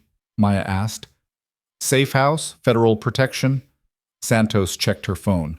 James Rodriguez is at Mercy General, 20 minutes from here. Critical condition, massive internal injuries, fractured skull, the kind of damage you get when a vehicle hits you at high speed with intent. The specificity of that last word landed like a fist. Intent. Not an accident, not careless driving, deliberate attempted murder. They drove to Mercy General in silence, the weight of escalation crushing any conversation. The hospital's ER was smaller than St. Catherine's, but just as chaotic. Nurses moving with controlled urgency between bays. Santos flashed credentials to get them past the waiting area, into the ICU where James Rodriguez lay intubated and still. His wife sat beside the bed, holding his hand, her eyes red and swollen. She looked up when they entered, and the accusation in her gaze was unmistakable. "He did this because of you," she said to Maya. Not angry, just stating fact. "He testified because you made it seem safe." The words cut deeper than any threat from St. Catherine's attorneys. Maya had no response, no defense, nothing that could make this right. Santos approached the bed, her voice gentle in a way Maya had never heard before. "Mrs. Rodriguez, I'm Colonel Diana Santos. I'm so sorry this happened. We're going to find who did this. Will that bring back the man I married? Because that's who's gone, even if he survives." She gestured to the machines keeping James alive. "He can't walk, can't breathe on his own. The doctors say even if he wakes up, he'll never be the same. All because he told the truth about a hospital that didn't want veterans."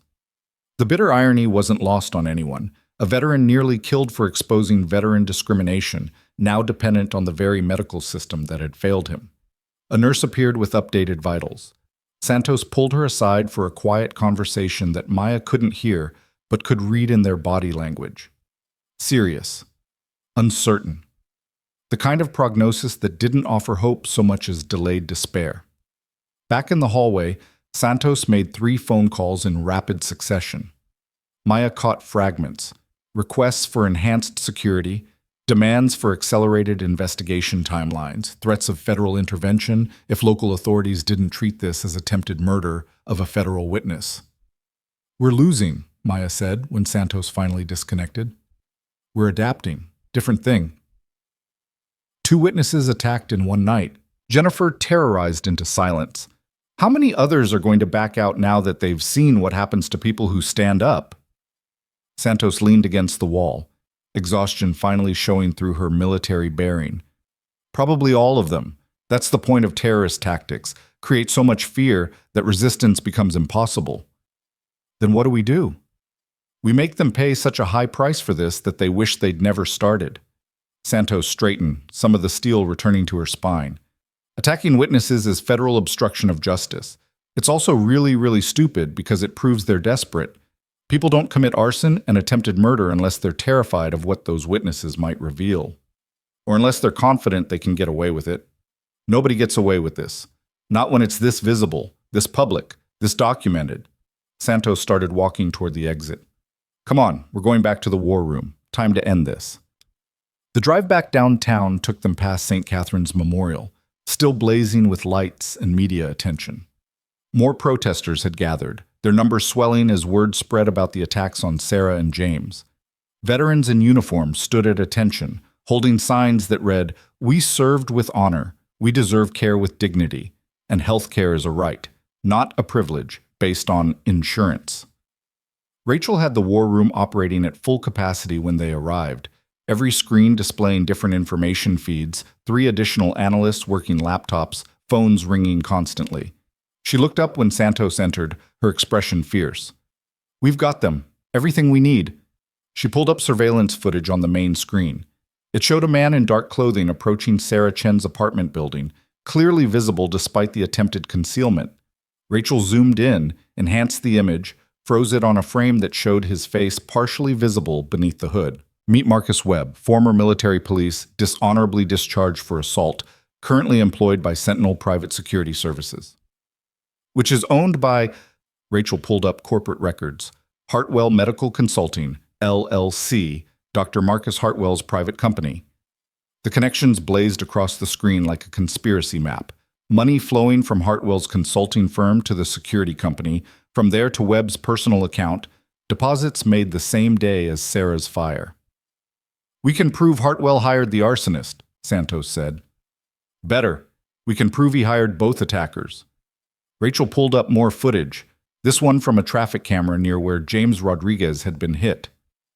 Dark sedan, license plate partially obscured but still readable, registered to Sentinel Private Security. Driver is...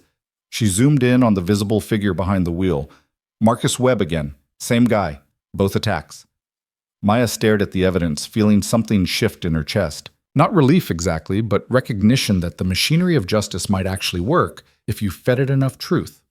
"How fast can we move on this?" Santos asked. "Federal prosecutor is drafting warrants now. We'll have arrest orders for Marcus Hartwell within the hour for conspiracy to commit arson and attempted murder. Brennan's more complicated, harder to prove direct involvement, but the financial ties between his compensation and the veteran exclusion policies give us fraud charges at minimum." One of the analysts spoke up. "We've also got testimony from the security supervisor at St. Catherine's, Frank Moretti. He's willing to testify that Hartwell personally ordered him to delete parking garage footage after Jennifer Walters was detained. Destruction of evidence, obstruction of justice." The case was assembling itself with devastating precision, each piece of evidence interlocking to create a picture of systematic corruption enforced through intimidation and violence. Santos's phone rang. She answered, listened, then smiled. The first genuine smile Maya had seen from her. "Understood. We're ready." She hung up, addressed the room. "FBI is executing arrest warrants in 15 minutes. Hartwell at his home, Brennan at his office. Full tactical teams, media present. They want this as public as possible." "Why?" Maya asked. "Because public arrests of prominent figures send a message that nobody is untouchable. And because the prosecutor wants this trial conducted in the court of public opinion before it ever reaches a courtroom." Santos checked her watch. "We should go. You deserve to see this." They drove to Marcus Hartwell's estate in Clearwater's most exclusive neighborhood. Gated community, houses set back from the street behind manicured lawns and iron fencing. The kind of place where scandals were quietly buried and wealthy people protected each other from consequences. Not tonight. FBI vehicles assembled at the gate, tactical teams in full gear, local police providing support. News crews had somehow gotten advance notice, probably intentional leak from the prosecutor's office, and their cameras were already rolling when the convoy moved in. Hartwell's house was pseudo-colonial, white columns and brick facade, the architecture of old money trying to look like old power. Lights blazed from every window, and Maya could see figures moving inside. Hartwell clearly aware of what was coming, possibly destroying evidence or preparing to flee. The FBI didn't give him time for either. They breached the front door with professional efficiency, entered with weapons drawn, and emerged 3 minutes later with Marcus Hartwell in handcuffs. He looked smaller somehow, stripped of his surgical authority and administrative power. Just a man in expensive pajamas being perp-walked to a waiting vehicle while cameras captured every moment. His attorney was already shouting about unlawful arrest, violation of rights, but the words sounded hollow against the weight of evidence. Maya watched from Santos's SUV, feeling something cold and satisfied settle in her chest. This was what justice looked like when the system actually worked.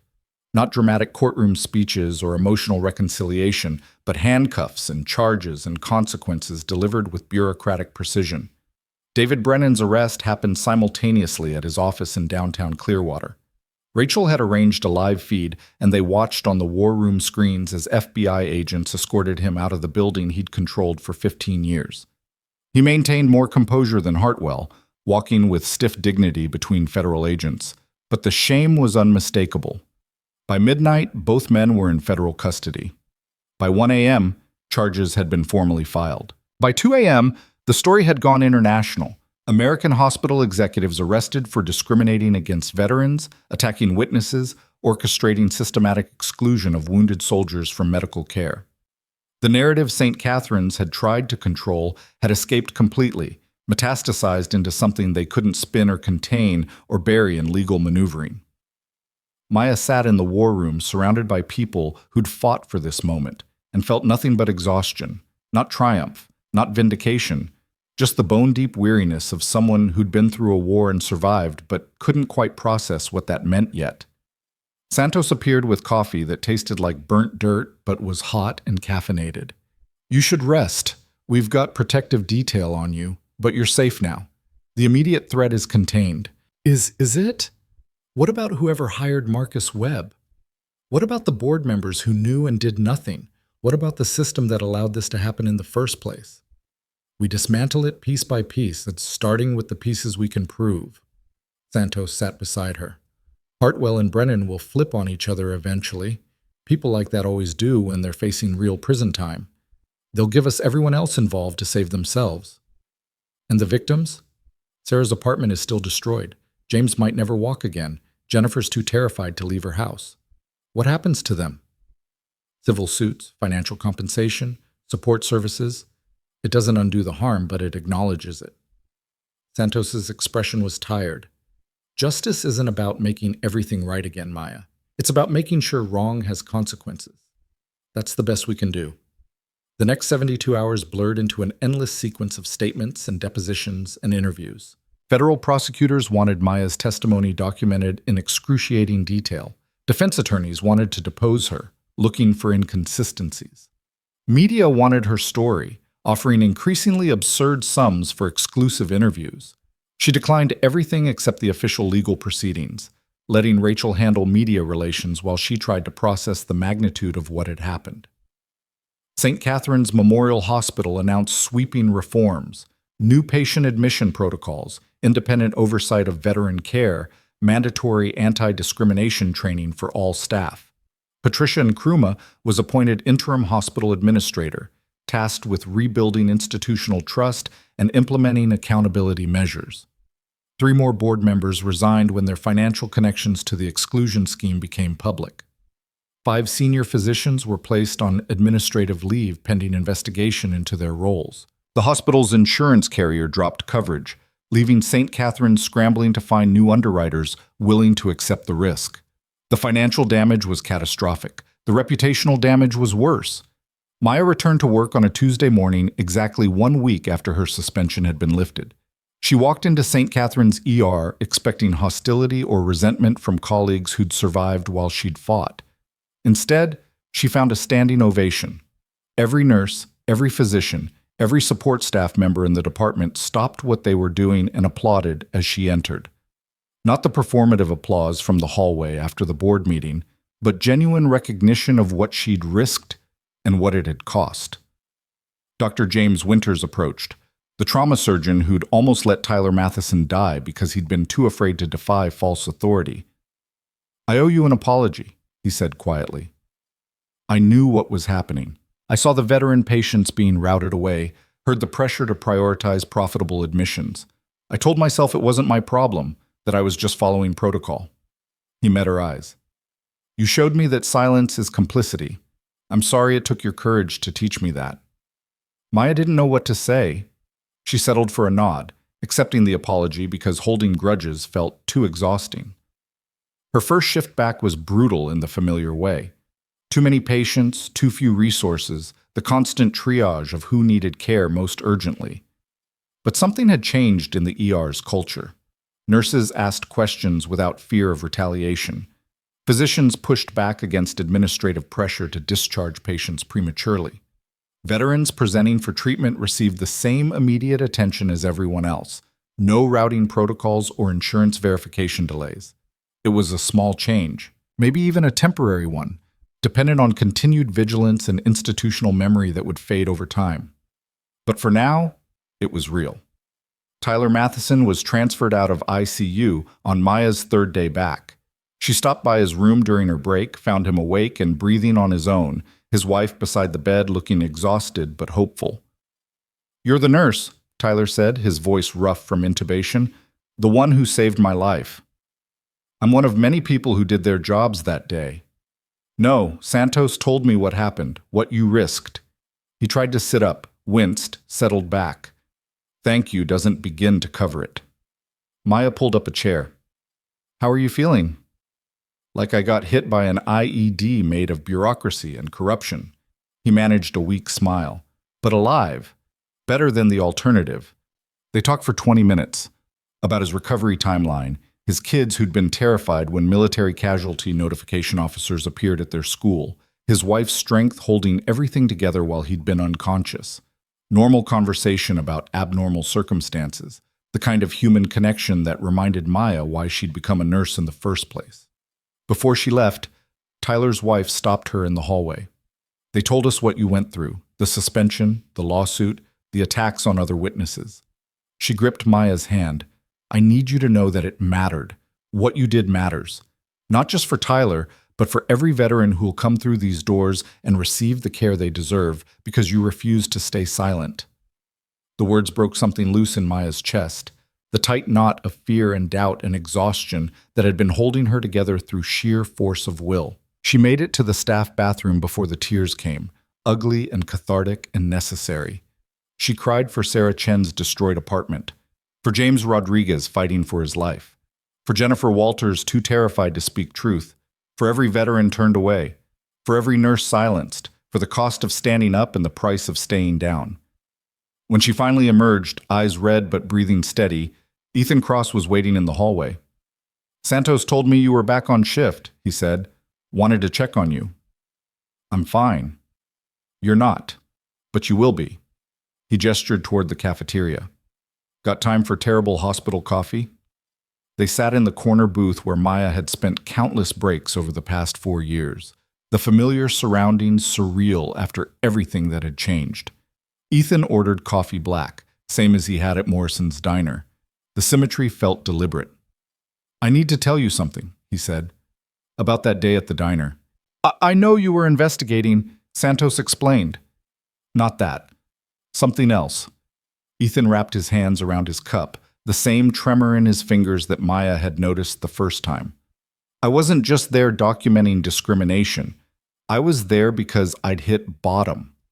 3 years of investigations, hundreds of documented violations, 0 prosecutions. I'd started to believe that fighting was pointless, that institutions always won, that one person standing up couldn't actually change anything. He looked up, met her eyes directly. Then you invited me to sit down, not because you knew who I was or what I was doing, just because it was the right thing. And when Morrison tried to kick us out, you fought back. Not for yourself. You could have walked away any time.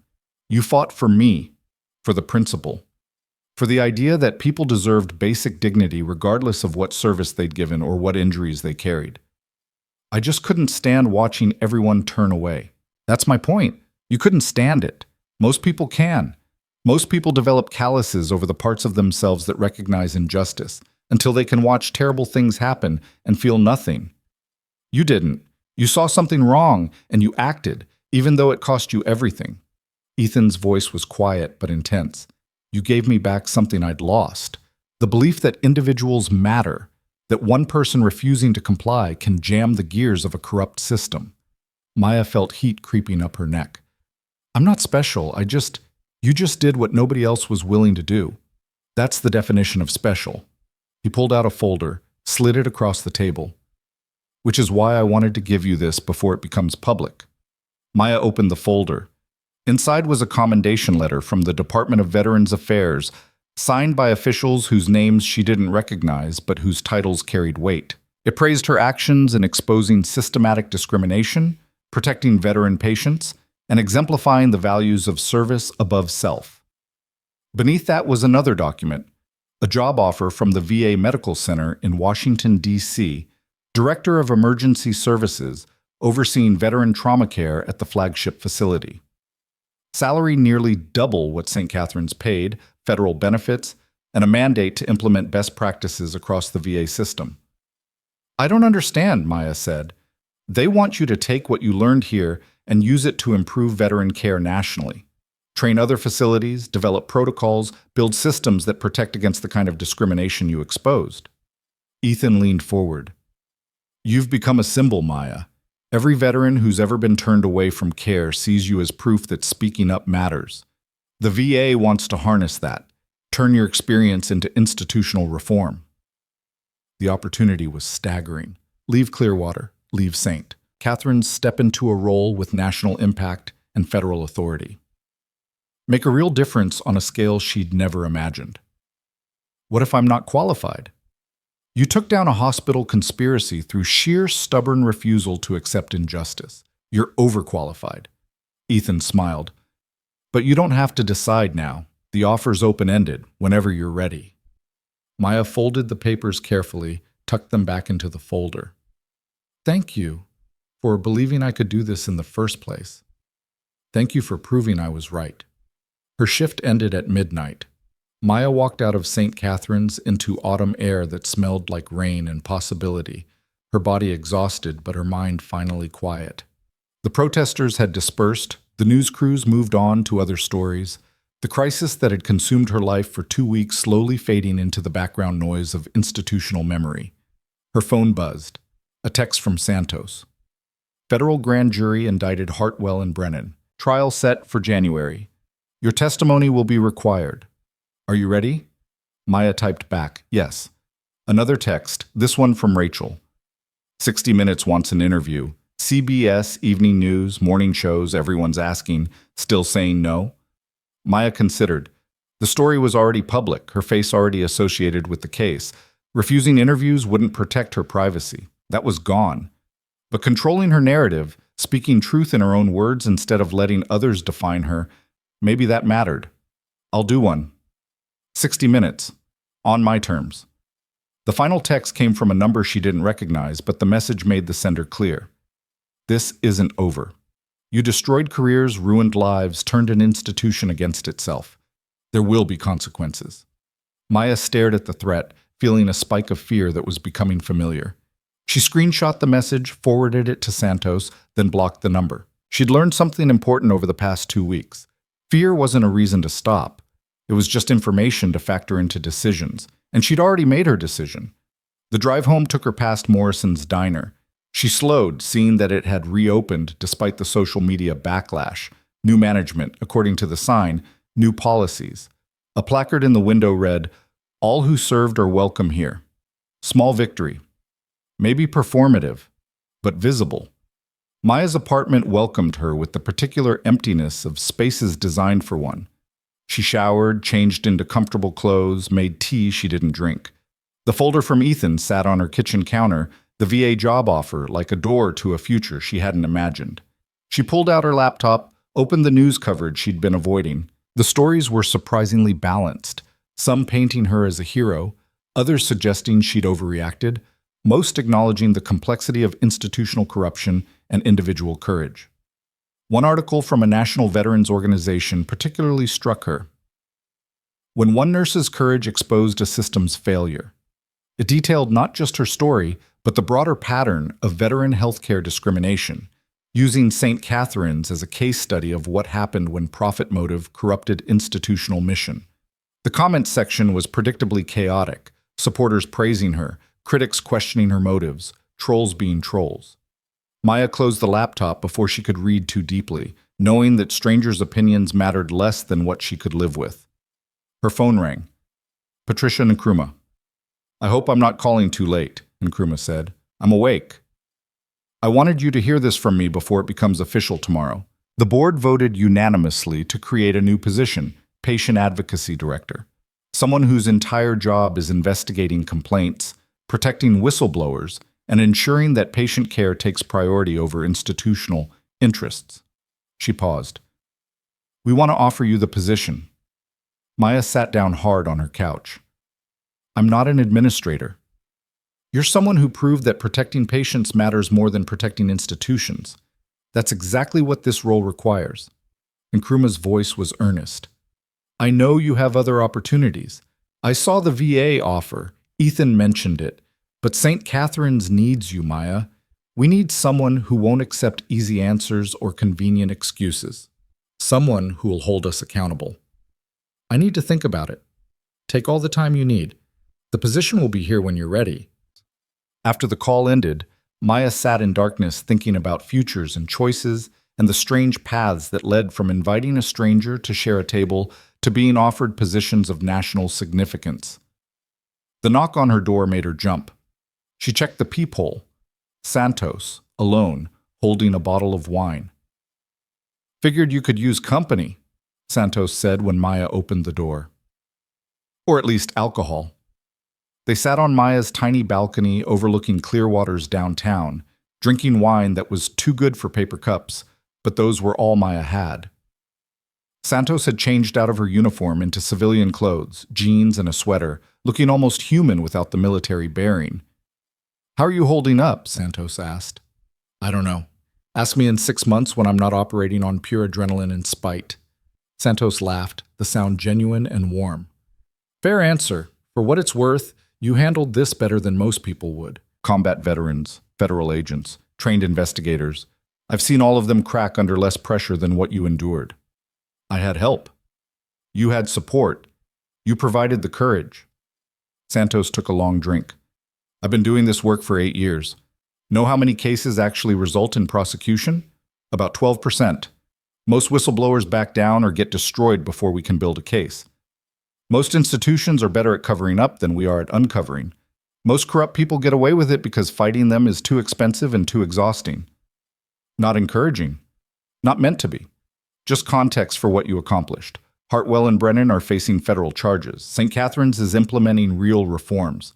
Other hospitals are reviewing their own practices because they're terrified of being next. You changed the landscape, Maya. That doesn't happen often." They sat in silence for a while, watching Clearwater's lights and drinking wine and existing in the strange liminal space between crisis and recovery. "What's next for you?"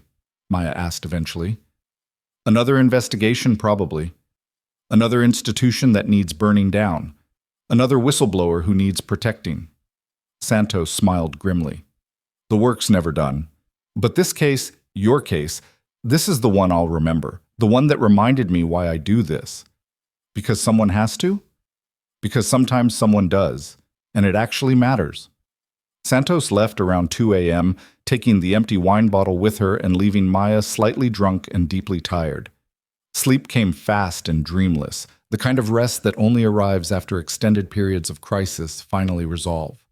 She woke to sunlight and silence and the realization that for the first time in 2 weeks, nobody was threatening her, suing her, or trying to destroy her career. The morning news showed Hartwell and Brennan's arraignment, both pleading not guilty, both released on bail with conditions prohibiting contact with witnesses or St. Catherine's personnel. Their attorneys made statements about vigorous defense and faith in the justice system.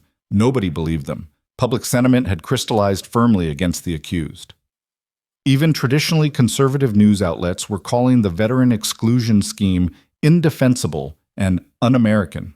The court of public opinion had rendered its verdict before the legal system could even start proceedings. Maya's phone showed 43 missed calls and 200 unread messages. She ignored all of them, instead making coffee and sitting on her balcony and watching Clearwater wake up to a Tuesday that felt miraculously normal. Her doorbell rang at 10 a.m. Maya answered to find Jennifer Walters standing in the hallway, looking pale and terrified but present.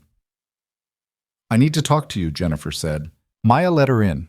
Jennifer sat on the edge of Maya's couch like she might need to run at any moment, her hands twisting together in constant nervous motion.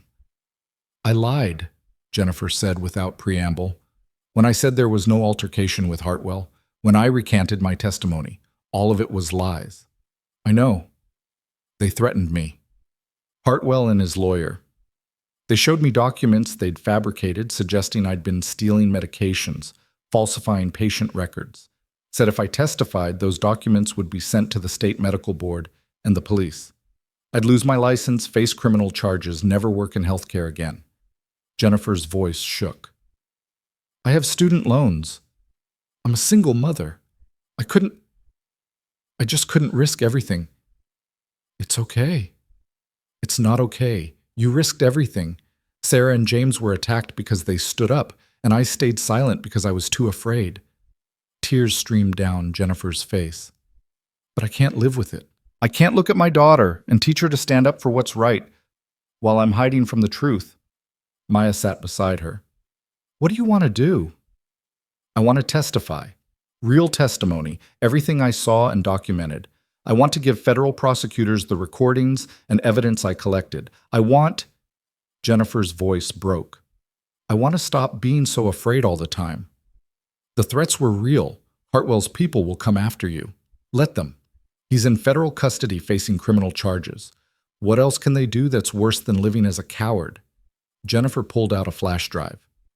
This has everything. 2 years of documentation, audio recordings of Hartwell instructing staff to route veterans elsewhere, emails about the bonus structure, patient records showing the systematic exclusion pattern, everything you need to bury them. Maya took the flash drive, feeling its weight like a bomb. Why didn't you give this to Santos before? Because I thought I could save myself by staying quiet. Turns out silence doesn't save you. It just makes you complicit. Jennifer stood.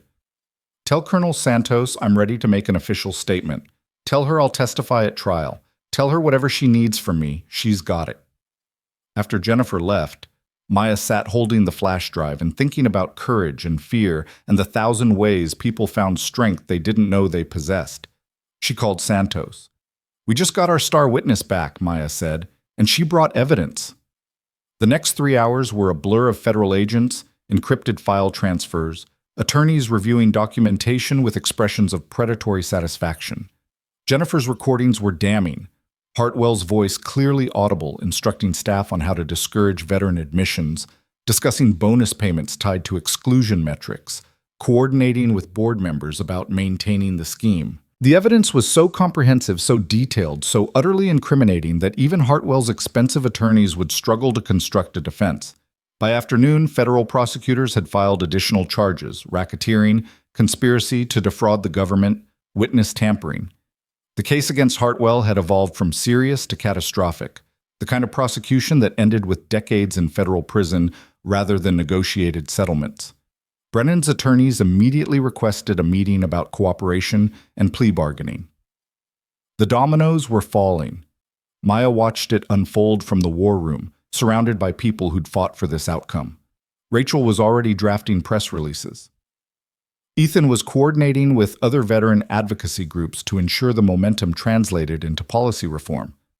Santos was on the phone with the Department of Justice, discussing timelines and witness protection and trial strategy. We won, Maya said to nobody in particular. Santos looked up. We survived. Winning comes later, when the verdicts are in and the reforms are implemented, and people like Hartwell can't hurt anyone else. I'll take survival. The press conference happened that evening, federal prosecutors announcing the expanded charges, Jennifer Walters standing beside them, looking terrified but resolute, Santos providing military context about the severity of veteran discrimination. Maya watched from the war room, declining the invitation to be on camera because she'd said everything she needed to say. Her phone buzzed. The 60 Minutes producer confirming interview details for the following week. Maya confirmed, then silenced her phone. Ethan appeared with takeout from the Thai place down the street. Figured you hadn't eaten. Good guess. They ate in companionable silence, the kind that came from shared experience too complex for words. When they finished, Ethan pulled out another document. One more thing you should see. Came through official channels this afternoon. It was a letter from the Department of Defense, signed by officials whose rank made Maya's military service look like basic training. It thanked her for exposing systematic discrimination against service members, commended her courage under institutional pressure, and announced that St. Catherine's Memorial Hospital had lost all military contracts and federal funding pending completion of reforms. The financial impact would be devastating, tens of millions in annual revenue. Gone. The message was clear: discriminate against veterans and face institutional annihilation. They made an example, Maya said. They needed to. Every hospital administrator in the country is reviewing their veteran admission protocols right now, terrified of being next. Ethan folded the letter carefully. You did that. Your refusal to stay quiet sent a message that reached the Pentagon. Maya thought about Tyler Matheson in his hospital bed, about James Rodriguez fighting for his life, about every veteran who'd been turned away from care they'd earned through service. The bureaucratic letter with its official language and formal commendation felt inadequate to the human cost, but it was something. Recognition, acknowledgement, consequence. Her phone rang. Patricia Nkrumah again. I hope I'm not being too persistent, Nkrumah said. But the patient advocacy director position, the board wants an answer soon. We're facing enormous pressure to demonstrate real institutional change. I understand. Can I have until the end of the week? Of course. But Maya, whatever you decide, know that you've already changed this hospital, changed how we think about accountability and patient care, and what it means to serve everyone equally. That matters regardless of what comes next. After the call ended, Maya sat with the weight of decisions and futures and paths not yet chosen. The VA wanted her in Washington. St. Catherine's wanted her in administration. Veterans organizations wanted her as a spokesperson. Everyone wanted a piece of her story, her courage, her validation of their causes. "What do you want?" Santos asked, reading her expression.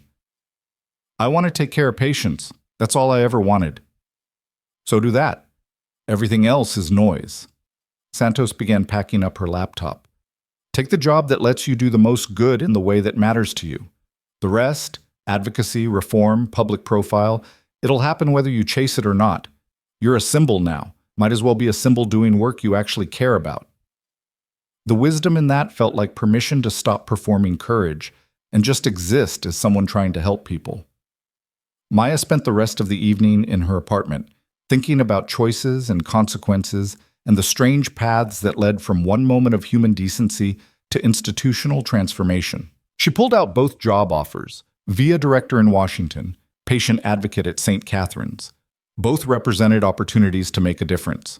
Both demanded different sacrifices. Neither was obviously right or wrong. Her phone buzzed. A text from an unknown number. "The table where everyone looked away now has your name on it." Confused, Maya opened the attached image. It was Morrison's diner, the booth where she and Ethan had sat.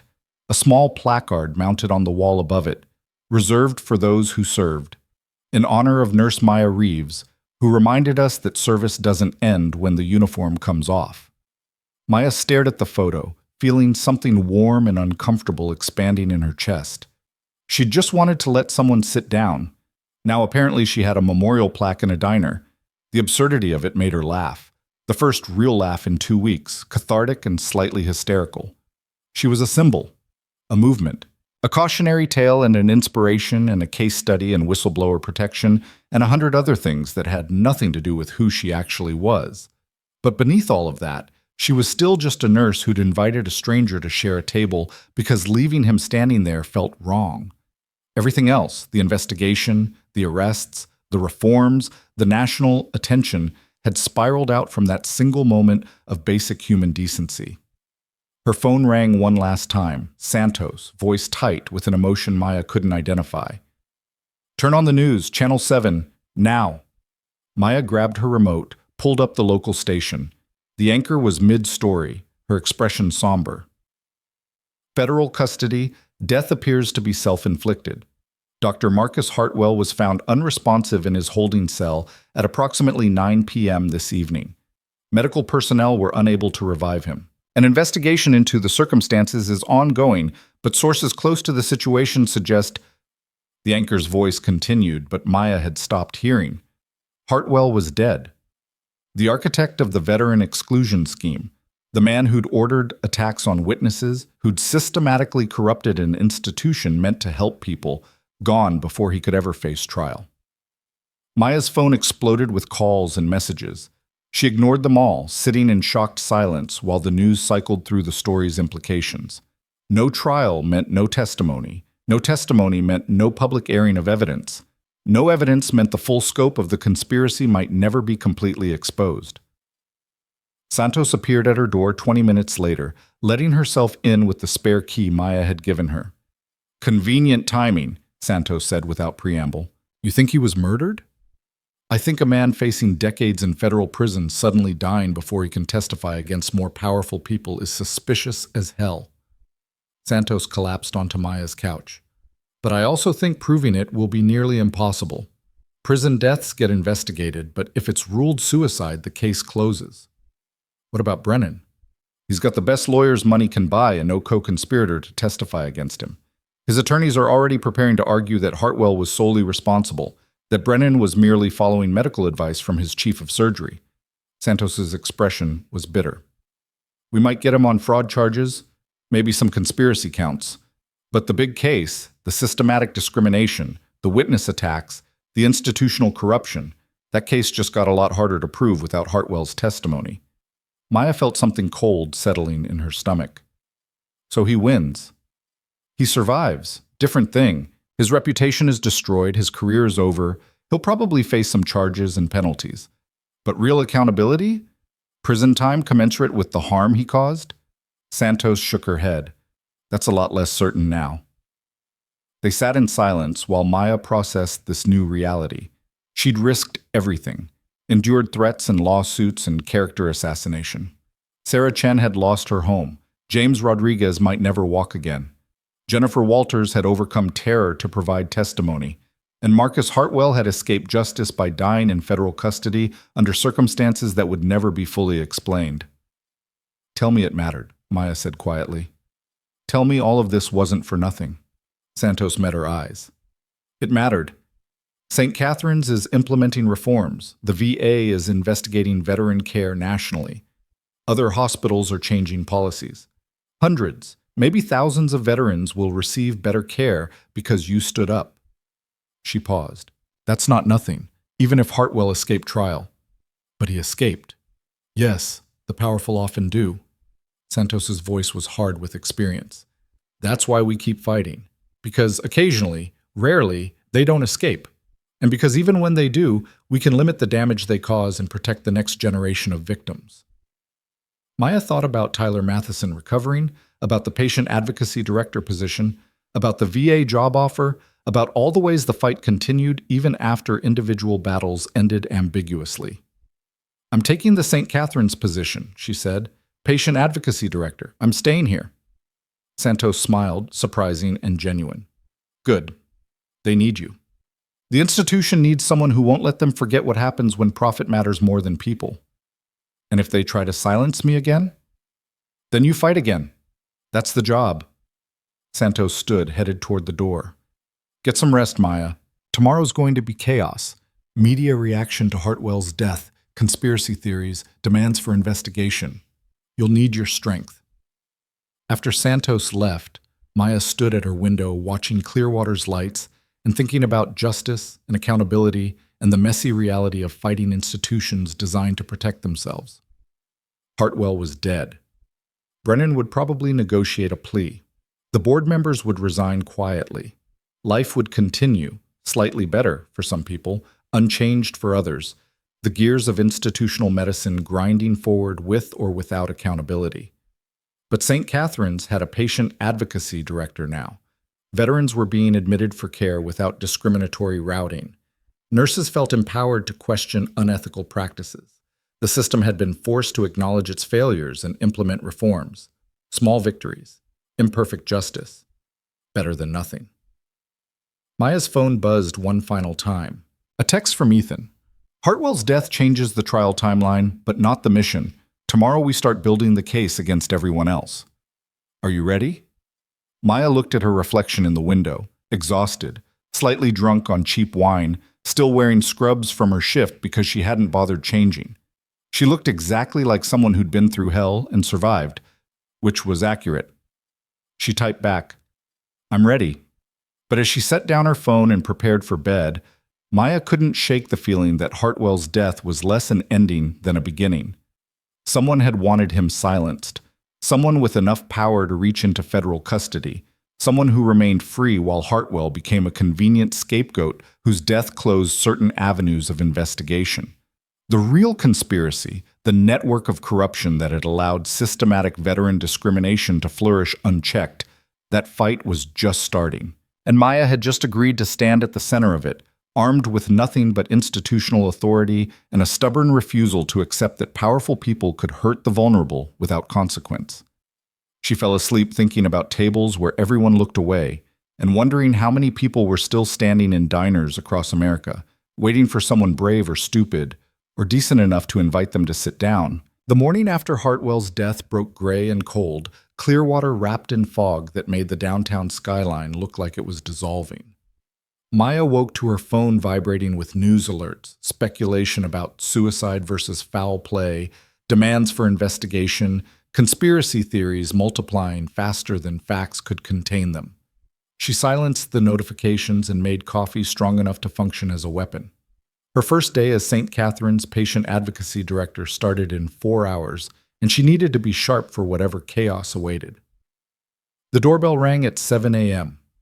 Maya opened it to find a woman in her 60s, gray hair pulled back severe, eyes that had seen too much and forgotten nothing. Maya Reeves? I'm Margaret Hartwell, Marcus's mother. Maya's grip tightened on the doorframe. I don't think we should be talking. My son is dead.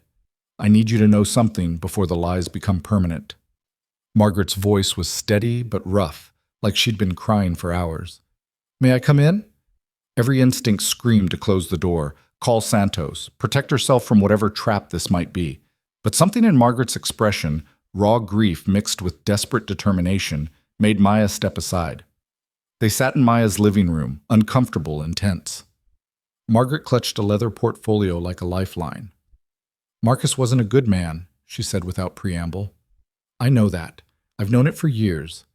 He was brilliant and ambitious and completely devoid of empathy for anyone who couldn't advance his career.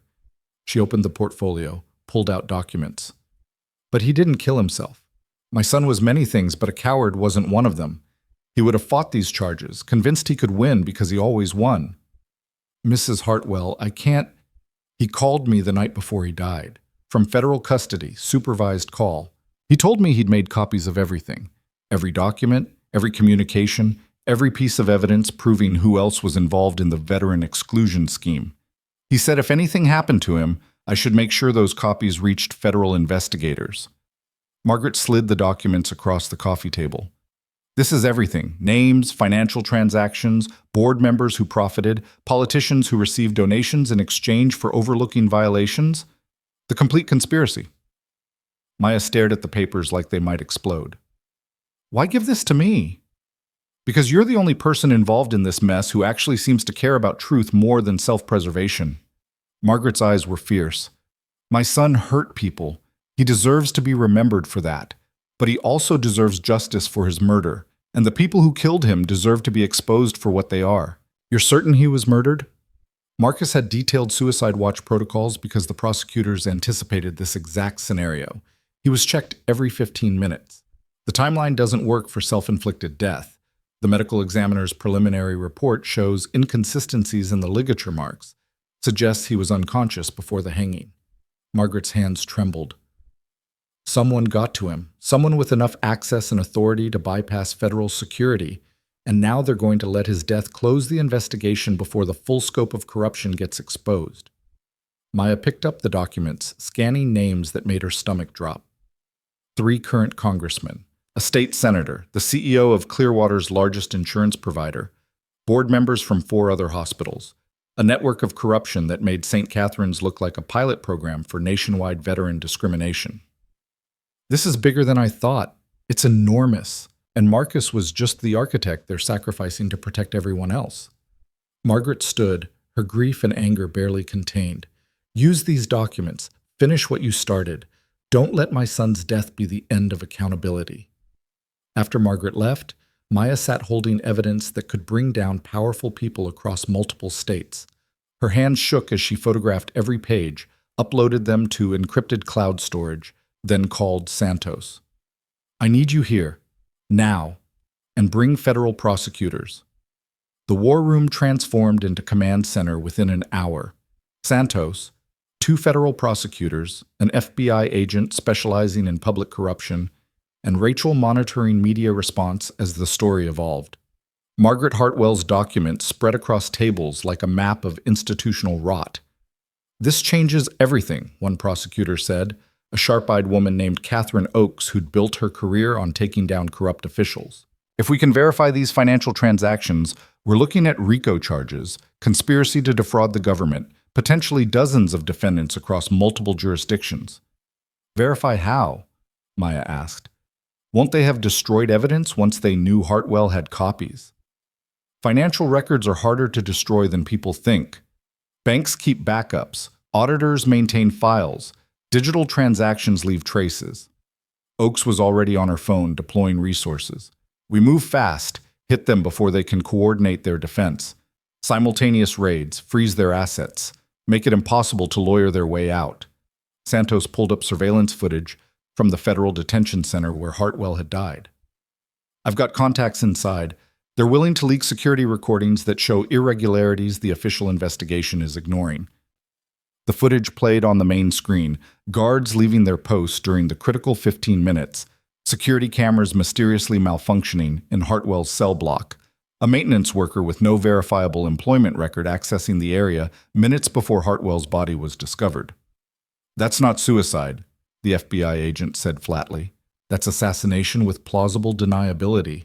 "Can you prove it?" Maya asked. "Given enough time and resources, probably, but murder investigations take months. The people behind this are counting on attention moving on before we can build a case." "Then we don't let attention move on." Rachel was already typing. "We release everything simultaneously. The documents, the surveillance footage, the evidence of murder. Make it too big to ignore, too coordinated to dismiss as conspiracy theory." Santos shook her head.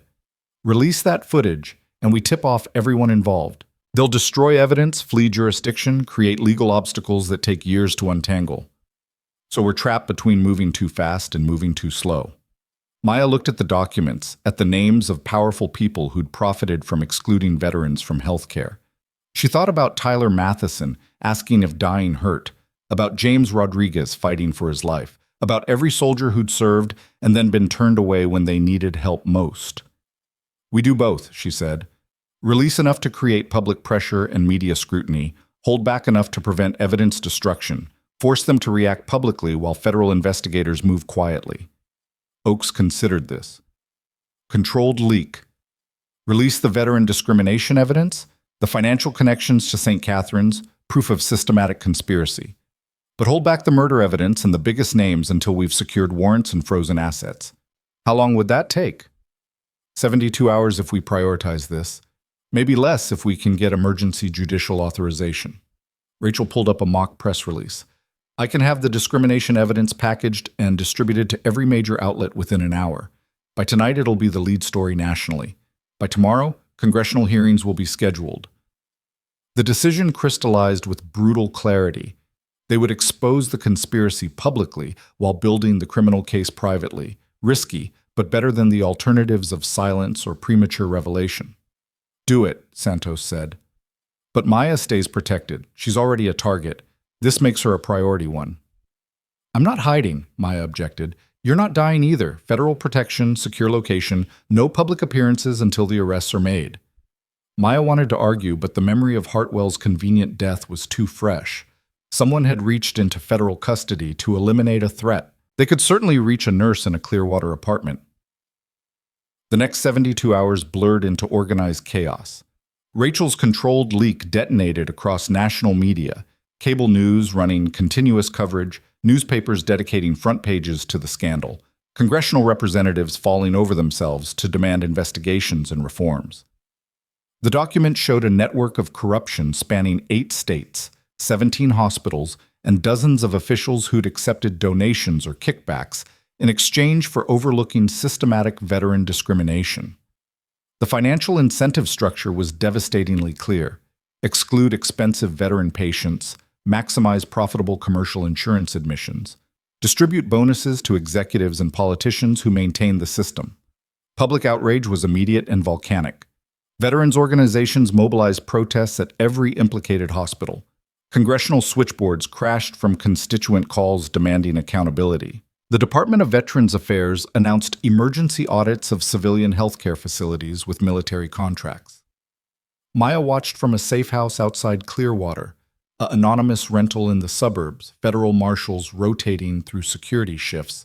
She felt like a prisoner, but a living one, which Santos kept reminding her was the goal.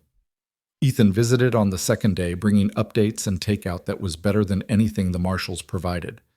"Brennan's attorneys are negotiating surrender terms," he said. "They know what's coming. He's offering to testify against everyone else in exchange for reduced charges." "Will prosecutors take the deal?" "Probably. He's small fish compared to the politicians and hospital executives higher up the chain. They'll sacrifice him to get the bigger targets." Ethan pulled up his tablet, showed her the list of pending arrest warrants. 43 defendants across 9 states. Largest healthcare corruption case in federal history. Maya scanned the names, recognizing some from Margaret's documents. "When do the arrests happen?" "Tomorrow morning." Simultaneous raids coordinated by FBI field offices nationwide. They're calling it Operation Broken Promise. The irony of that name, promises broken to veterans, broken institutional trust, broken social contracts, wasn't lost on anyone. And Hartwell's murder? Still under investigation, but the leaked surveillance footage created enough public pressure that the Justice Department assigned a special prosecutor. They're treating it as homicide now, looking at guards and officials with access to the detention center. Ethan's expression was grim. Someone's going down for that eventually, but it'll take time. Time Maya didn't have if the killers decided she knew too much or had become too much of a symbol to leave alive. That night she barely slept, listening to every sound in the safe house, jumping at shadows. The marshals assured her she was secure, but Hartwell had been in federal custody too, and that hadn't saved him. Dawn broke cold and clear. Maya watched sunrise through bulletproof windows, drinking coffee and waiting for news of the raids. They started at 6 a.m. Eastern Time, rolling westward across time zones in coordinated waves. FBI agents executing warrants, local police providing support, media capturing footage of prominent figures being led away in handcuffs. A congressman in Virginia.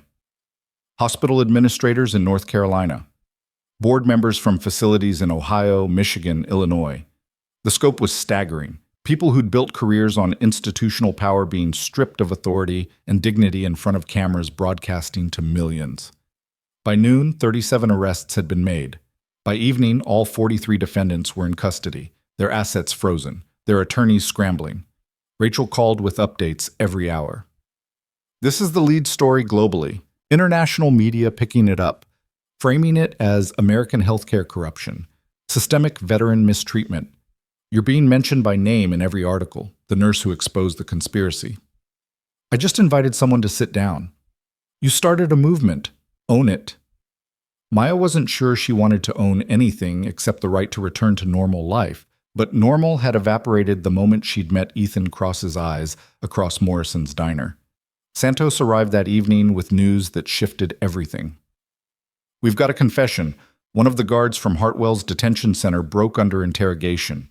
He was paid $50,000 to disable security cameras and ensure Hartwell's cell block was unsupervised during a specific 15-minute window.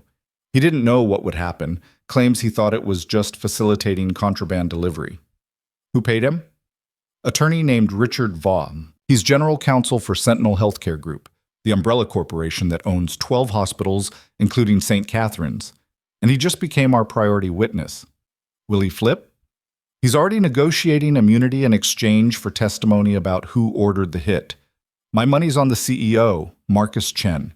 He had the most to lose if Hartwell testified about the full scope of the Veteran Exclusion Network. Maya felt something shift, the investigation pivoting from healthcare corruption toward murder conspiracy. The stakes had escalated beyond institutional reform into criminal accountability at the highest levels. When can I go home? When we're confident the threat is contained. Chen's in custody, but he's got resources. Private security, offshore accounts, connections we're still mapping. Give us another 48 hours. 2 more days of protective custody, of watching the world transform through news feeds and secondhand reports. Maya felt like a ghost haunting her own story. Present, but invisible. Impactful, but removed. The breakthrough came on the 3rd day. Richard Voss, facing life in prison for conspiracy to commit murder, provided detailed testimony about the Veteran Discrimination Network and Hartwell's assassination. Marcus Chen had personally ordered the hit, paid through shell companies and offshore accounts, coordinated through his general counsel to maintain plausible deniability. The evidence was overwhelming. Financial records, communications, Voss's detailed testimony about meetings where Chen had discussed eliminating the Hartwell problem before he could implicate everyone else. Chen's arrest happened at his estate in Connecticut, mansion seized, accounts frozen, perp walk captured by every news outlet. He maintained stoic silence, but his attorney's panicked expression told a different story. With Chen in custody and the conspiracy's leadership decapitated, Santos finally cleared Maya to return to Clearwater. The drive home felt surreal, familiar streets transformed by media attention and public awareness. Morrison's diner had a line around the block, people wanting to see the booth where everything started. St. Catherine's had protesters and supporters, veterans standing honor guard at the entrance, nurses wearing buttons that said, "Patience over profit." Maya's apartment welcomed her with the particular comfort of spaces that held your history. She stood in her living room, overwhelmed by the normalcy of coffee cups and unmade bed and mail piled on the counter. Her phone rang. Patricia and Nkrumah. "Welcome back. I hope protective custody wasn't too terrible. I've had worse. What's the situation at St. Catherine's?" "Controlled chaos. We've implemented the new patient advocacy protocols, hired additional staff for the Veteran Services Coordination, established oversight committees. The transition is messy, but happening." Nkrumah paused. "Your office is ready. Patient Advocacy Director, 3rd floor East Wing. Whenever you're ready to start." Maya looked around her apartment at the life she'd built before everything changed. The idea of walking into St. Catherine's as leadership rather than bedside staff felt alien, but necessary. "Tomorrow," she said. "I'll start tomorrow." That evening, Ethan appeared at her door with champagne that was too expensive for either of their budgets. "We're celebrating?" 43 indictments, 17 confessions, complete dismantling of a nationwide veteran discrimination network. "Yeah, we're celebrating." He opened the bottle, poured 2 glasses. "To stubborn nurses who refuse to accept injustice." They drank on her balcony, watching Clearwater's sunset paint the sky orange and purple. The city looked the same as it had 3 weeks ago, but everything had changed in ways that couldn't be seen from a distance. "What happens to all of them?" Maya asked. "The people arrested? The hospitals implicated?" "Trials will take years. Most will plead out, serve reduced sentences, pay fines. A few will fight and lose spectacularly. The hospitals will face massive civil liability, probably dozens of wrongful death and discrimination lawsuits. Some might not survive financially." Ethan refilled their glasses. "But the system changes. That's what matters. New regulations, enhanced oversight, mandatory veteran care standards. The next generation of administrators will think twice before implementing discrimination schemes, until they find new ways to prioritize profit over people." "Probably. Which is why we need people like you in positions of authority, watching for the warning signs, willing to sound alarms when others stay silent." Maya thought about her new role, the Patient Advocacy Director office waiting for her, the responsibility to ensure St. Catherine's never returned to the corruption she'd exposed. "I'm terrified I'll fail." "You'll fail sometimes, everyone does, but you'll try, and that's more than most people manage." Ethan stood, retrieved his crutches. "I'm heading back to D.C. tomorrow. New assignment, different hospital, same patterns of discrimination. The work continues. Thank you for everything, for seeing something in me I didn't know was there. I saw someone who couldn't walk past injustice. The courage was already there. You just needed a reason to use it."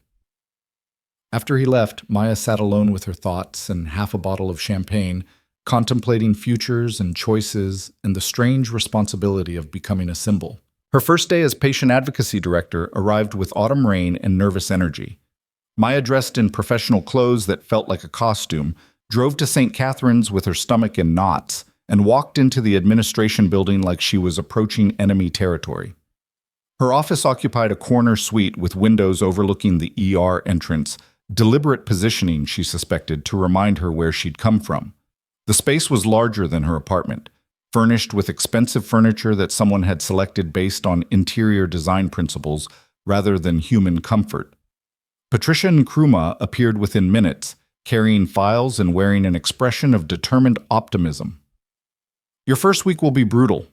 We've got backlogged complaints from the past 2 years that need review, staff who are terrified to report concerns, patients who've been mistreated and don't trust the system to help them." She set the files on Maya's desk, easily 3 feet of accumulated grievances.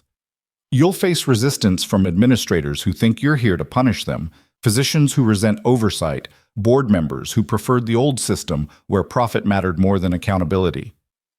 Encouraging start. Realistic start. You wanted this job because you thought you could make a difference.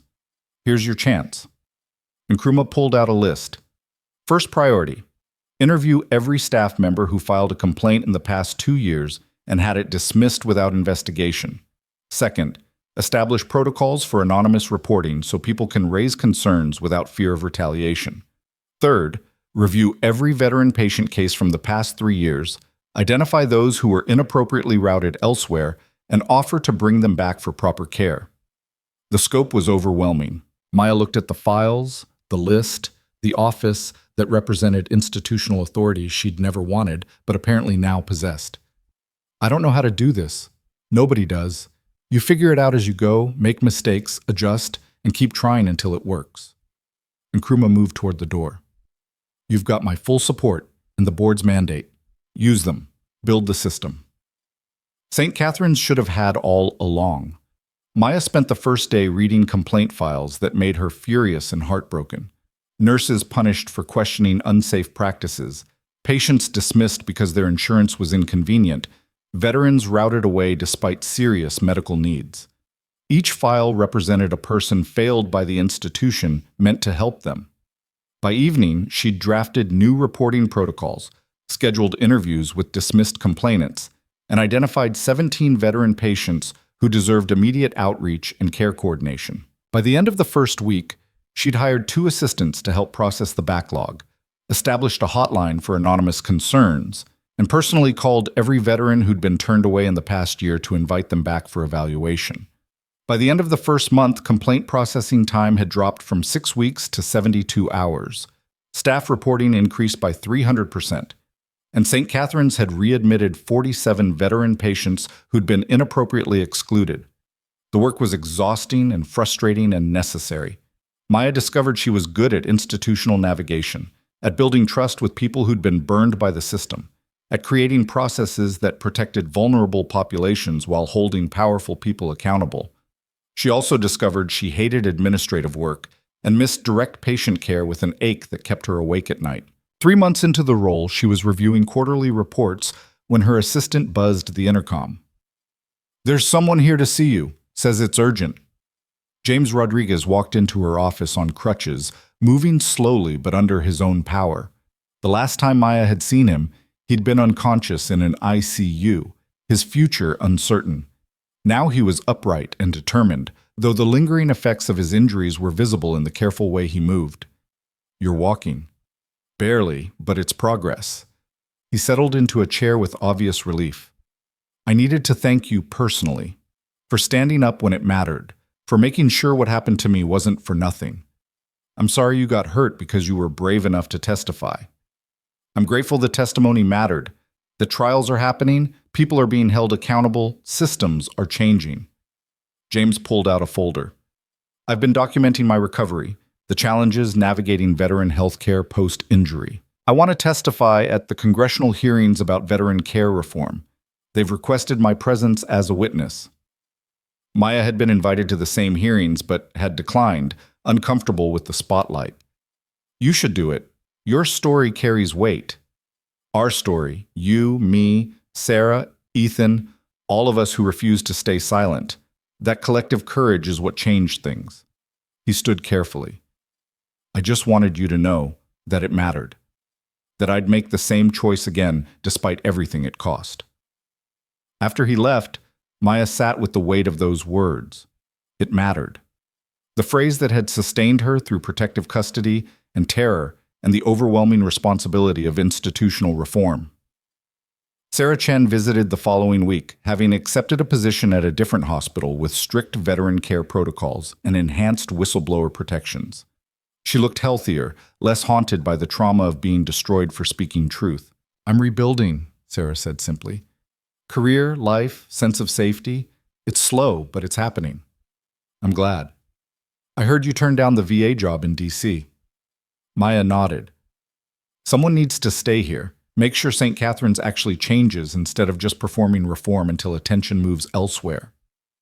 That's brave. Staying is often harder than leaving. After Sarah left, Maya realized the truth in that. She could have escaped to Washington, started fresh where nobody knew her history or expected her to continue fighting. Instead, she'd chosen to remain in the institution that had tried to destroy her, working to transform it into something better. The congressional hearings happened in December, broadcast live across multiple networks. Maya watched from her office as James Rodriguez testified about being hit by a car because he'd been willing to expose veteran discrimination. As Sarah Chen described losing her home and career for questioning policies. As Ethan Cross explained the systematic nature of the conspiracy and the institutional failures that had allowed it to flourish. When the committee chair asked if the witnesses believed justice had been served, James spoke for all of them. Justice is ongoing. Arrests and trials are important, but real justice is the reform systems that prevent this from happening to the next generation of veterans. Real justice is nurses empowered to report concerns without fear. Real justice is hospitals that treat patient care as sacred rather than profits as paramount. The hearing concluded with bipartisan commitment to comprehensive healthcare reform, enhanced veteran protections, and federal oversight of civilian facilities with military contracts. Maya turned off the broadcast, feeling something shift in her chest. Not completion, the work would never be complete, but recognition that the fight had accomplished something tangible and lasting. Her office phone rang. The ER calling with the situation requiring patient advocacy involvement. Maya grabbed her tablet and headed downstairs, grateful to be needed for something immediate and practical rather than symbolic and abstract. The ER was organized chaos, nurses moving between bays with practiced efficiency. Maya found the charge nurse, got briefed on the situation, veteran patient experiencing homelessness, serious medical needs, uncertain about whether he could receive care without insurance complications. Maya approached the bay where the patient waited, a man in his 50s with military tattoos and eyes that had seen too much. He tensed when she entered, clearly expecting rejection or bureaucratic runaround. "I'm Maya Reeves, Patient Advocacy Director. I'm here to make sure you receive the care you need." "I don't have insurance. VA is backlogged. Civilian providers won't see me. We'll see you." That's what St. Catherine's does now. "We treat people who need treatment, figure out payment later." Maya pulled up a chair. "Tell me what's going on." The conversation lasted 20 minutes. By the end, the patient was admitted for evaluation and treatment, connected with social services and veteran support organizations, assured that his military service mattered and his healthcare needs would be addressed. Walking back through the ER afterward, Maya passed the ambulance bay where she'd saved Tyler Matheson's life 4 months earlier. The institutional memory of that crisis had faded. Staff focused on current emergencies rather than past victories, but the impact remained visible in changed protocols and reformed practices. She took the elevator back to her office, passing through corridors that had witnessed her suspension and persecution and eventual vindication. The hospital felt different now, or maybe she felt different moving through it. Not a victim or a rebel or a symbol, just someone trying to ensure institutions served the people who depended on them. January brought the trial dates, Brennan first, facing fraud and conspiracy charges. Maya testified for 3 hours, detailing the systematic veteran exclusion, the fabricated complaints in her personnel file, the retaliation for whistleblowing. Defense attorneys tried to paint her as a disgruntled employee with an agenda, but the documentary evidence was too overwhelming. The jury deliberated for 90 minutes, guilty on all counts. Brennan would serve 7 years in federal prison, pay substantial fines, and lose his medical license permanently. Marcus Chen's trial for conspiracy to commit murder lasted 3 weeks. Richard Voss's testimony was devastating, the financial evidence irrefutable. Chen's attorneys mounted an aggressive defense, but you can't explain away offshore payments to prison guards coinciding with a witness's death. Guilty. Life sentence without possibility of parole. The other defendants fell like dominoes: congressmen, hospital executives, board members.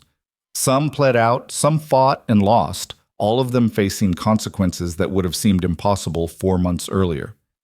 Maya watched the verdicts come in from her office, feeling satisfaction mixed with exhaustion. Justice was happening, but it couldn't undo the damage, couldn't give back Sarah's apartment or James's health, or the lives lost because veterans had been denied care.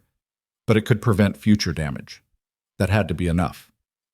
Spring arrived with renewal that felt almost on the nose in its symbolism. Clearwater bloomed green and optimistic, the city's attention shifting from scandal to reconstruction. St. Catherine's unveiled new veteran care facilities, hired specialists in military medicine, established partnerships with VA hospitals to ensure seamless treatment coordination. Maya stood at the dedication ceremony, watching as Patricia Nkrumah cut the ribbon on the Tyler Matheson Veterans Care Center, named for the soldier whose near death had catalyzed exposure of the discrimination network. Tyler was there with his family, recovered and returning to service in a training capacity. He shook Maya's hand with genuine warmth. "You saved my life twice. Once on that table, once by fighting for accountability. I just did my job." "You did everyone's job. That's the difference." He gestured to the new facility. "This exists because you wouldn't accept injustice. Every veteran who receives care here owes you a debt." The ceremony concluded with speeches about institutional responsibility and renewed commitment to serving those who served. Maya listened from the back, uncomfortable with recognition but acknowledging its necessity. Symbols mattered. Visible accountability mattered. Public commitment to reform mattered. After the ceremony, she returned to her office and found an unexpected visitor waiting. Jennifer Walters, looking healthier than Maya had seen her since the confrontation in the parking garage. "I wanted you to know I'm leaving St. Catherine's. Accepted a position at a hospital in Oregon with strong whistleblower protections and veteran care programs." Jennifer's smile was tentative. "I need a fresh start somewhere the past doesn't follow me." "I understand. Good luck." "Thank you for showing me that courage isn't the absence of fear, just the refusal to let fear win." Jennifer headed toward the door, paused. "You changed me. Changed how I think about speaking up and staying silent and what we owe to the truth. That matters more than any job or career." After Jennifer left, Maya sat with that thought. She'd changed people, systems, institutions, not through grand gestures or dramatic confrontations, but through persistent refusal to accept that wrong could exist unchallenged. Her assistant buzzed the intercom. "There's a call for you. Ethan Cross." Maya picked up. "How's DC?" "Exhausting. We're investigating discrimination at Walter Reed, believe it or not. Even military hospitals aren't immune." Ethan's voice carried familiar determination. "But I'm calling about something else. There's a National Patient Advocacy Conference in Chicago next month. They want you as keynote speaker." "Absolutely not." "Maya, you're a symbol of institutional accountability. People need to hear your story, learn from your experience. People can read the articles. I'm not performing my trauma for conference attendees." "Fair. But consider this. Every person at that conference works in healthcare advocacy. Imagine if you could inspire even 10% of them to fight harder, push back against corruption, refuse to stay silent when they see injustice. How many patients could that help?" The argument landed harder than Maya wanted to admit. She'd avoided public speaking, declined interviews, maintained privacy because exposure felt like vulnerability. But silence also meant limiting her impact to St. Catherine's walls when she could potentially influence advocates nationwide. "I'll think about it." "That's all I ask. The offer's open whenever you're ready." Maya thought about it for a week, weighing privacy against impact, comfort against duty. Finally, she called Ethan back and accepted. The conference descended on Chicago in May. 2,000 healthcare advocates, administrators, and reformers gathering to discuss patient rights and institutional accountability. Maya arrived nervous and underprepared, convinced she'd embarrass herself in front of people who actually knew what they were doing. Rachel appeared at her hotel with a pep talk and fashion advice. "You're going to be amazing. Just tell the truth, same as you've done from the beginning." The keynote speech was scheduled for the conference's second evening, main ballroom, full audience. Maya stood backstage listening to her introduction, the nurse who exposed a nationwide veteran discrimination conspiracy, the whistleblower who'd faced retaliation and emerged victorious, the symbol of courage in healthcare advocacy.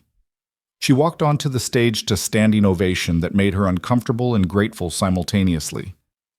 "I'm not a hero," she began, voice steady despite terror. "I'm a nurse who invited someone to share a table because leaving him standing alone felt wrong. Everything that followed, the investigation, the arrests, the reforms, grew from that single moment of basic human decency." She talked for 40 minutes about Morrison's Diner, the suspension, the attacks on witnesses, the institutional machinery that tried to destroy anyone who questioned profitable corruption. She described the fear and doubt in moments when giving up seemed like the only rational choice. "But I kept fighting because I couldn't live with the alternative. Couldn't look at myself knowing I'd stayed silent while people suffered. Couldn't accept that institutions were more important than the individuals they were meant to serve. She concluded with a challenge to the audience. You all work in systems that resist change and protect powerful people and prioritize profit over patience. You'll face pressure to stay quiet, to accept injustice as inevitable, to prioritize your career over your conscience. My hope is that when those moments come, and they will come, you remember that one person refusing to comply can jam the machinery of corruption, that speaking up matters even when it seems futile, that the cost of silence is always higher than the cost of courage. The standing ovation lasted 5 minutes. People approached her afterward with stories about their own whistleblowing experiences, their own fights against institutional corruption, their own moments of choosing courage over comfort. Maya listened to each of them, realizing that she'd become part of something larger than her individual story. A movement of healthcare advocates refusing to accept that patients were secondary to profits, that injustice was inevitable, that institutions couldn't change. Flying back to Clearwater, exhausted and emotionally wrung out, Maya felt something shift. She'd spent 6 months defining herself by what she'd survived: the suspension, the threats, the attacks. Maybe it was time to define herself by what she'd built: the advocacy programs, the reformed protocols, the culture of accountability. Her 1-year anniversary as patient advocacy director arrived in October. St. Catherine's threw a reception that felt more genuine than performative, staff genuinely celebrating the institutional transformation rather than just checking a box. Patricia Nkrumah presented Maya with a plaque commemorating her service. 1 year ago, this hospital was corrupt, discriminatory, and toxic. Today, we're a model for institutional accountability and patient-centered care. That transformation happened because one nurse refused to accept that wrong could exist unchallenged. Tyler Matheson was there, healthy and strong. Sarah Chen attended via video link from Oregon. James Rodriguez sent a letter read aloud by Nkrumah, describing Maya as the person who taught me that courage is contagious. Ethan appeared in person, having flown in specifically for the reception. You did it. Actually changed an institution from the inside. That's remarkable.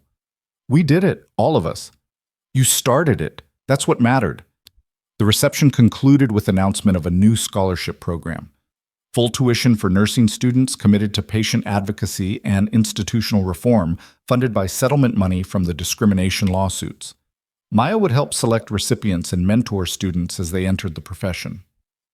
Driving home that evening, Maya passed Morrison's Diner. The booth with her memorial plaque was occupied by a young veteran and an elderly woman sharing coffee and conversation. The scene was unremarkable, utterly ordinary, exactly what should happen in a world where basic human decency was the standard rather than the exception. Maya pulled into her apartment complex, climbed the familiar stairs, and entered the space she'd barely occupied during the chaos of the past year. It felt smaller somehow, like she'd outgrown it without noticing. Her phone showed a text from Santos. Congratulations on the anniversary. You earned it. Another from Rachel, CBS. Sunday Morning wants to profile you for a segment on healthcare reform. Interested? Maya typed back to Rachel. Yes, on my terms, but yes. She'd spent a year avoiding the spotlight, uncomfortable with recognition and attention. But silence meant limiting impact, and she'd learned that impact mattered more than comfort. Her final text was to Ethan. Thank you for seeing something in me I didn't know was there. His response came immediately. Thank you for proving I was right. Maya stood on her balcony watching Clearwater's lights, thinking about tables and courage and the strange paths that led from one moment of human decency to institutional transformation. Somewhere in America, another nurse was probably facing pressure to stay silent about institutional corruption. Another veteran was being turned away from care.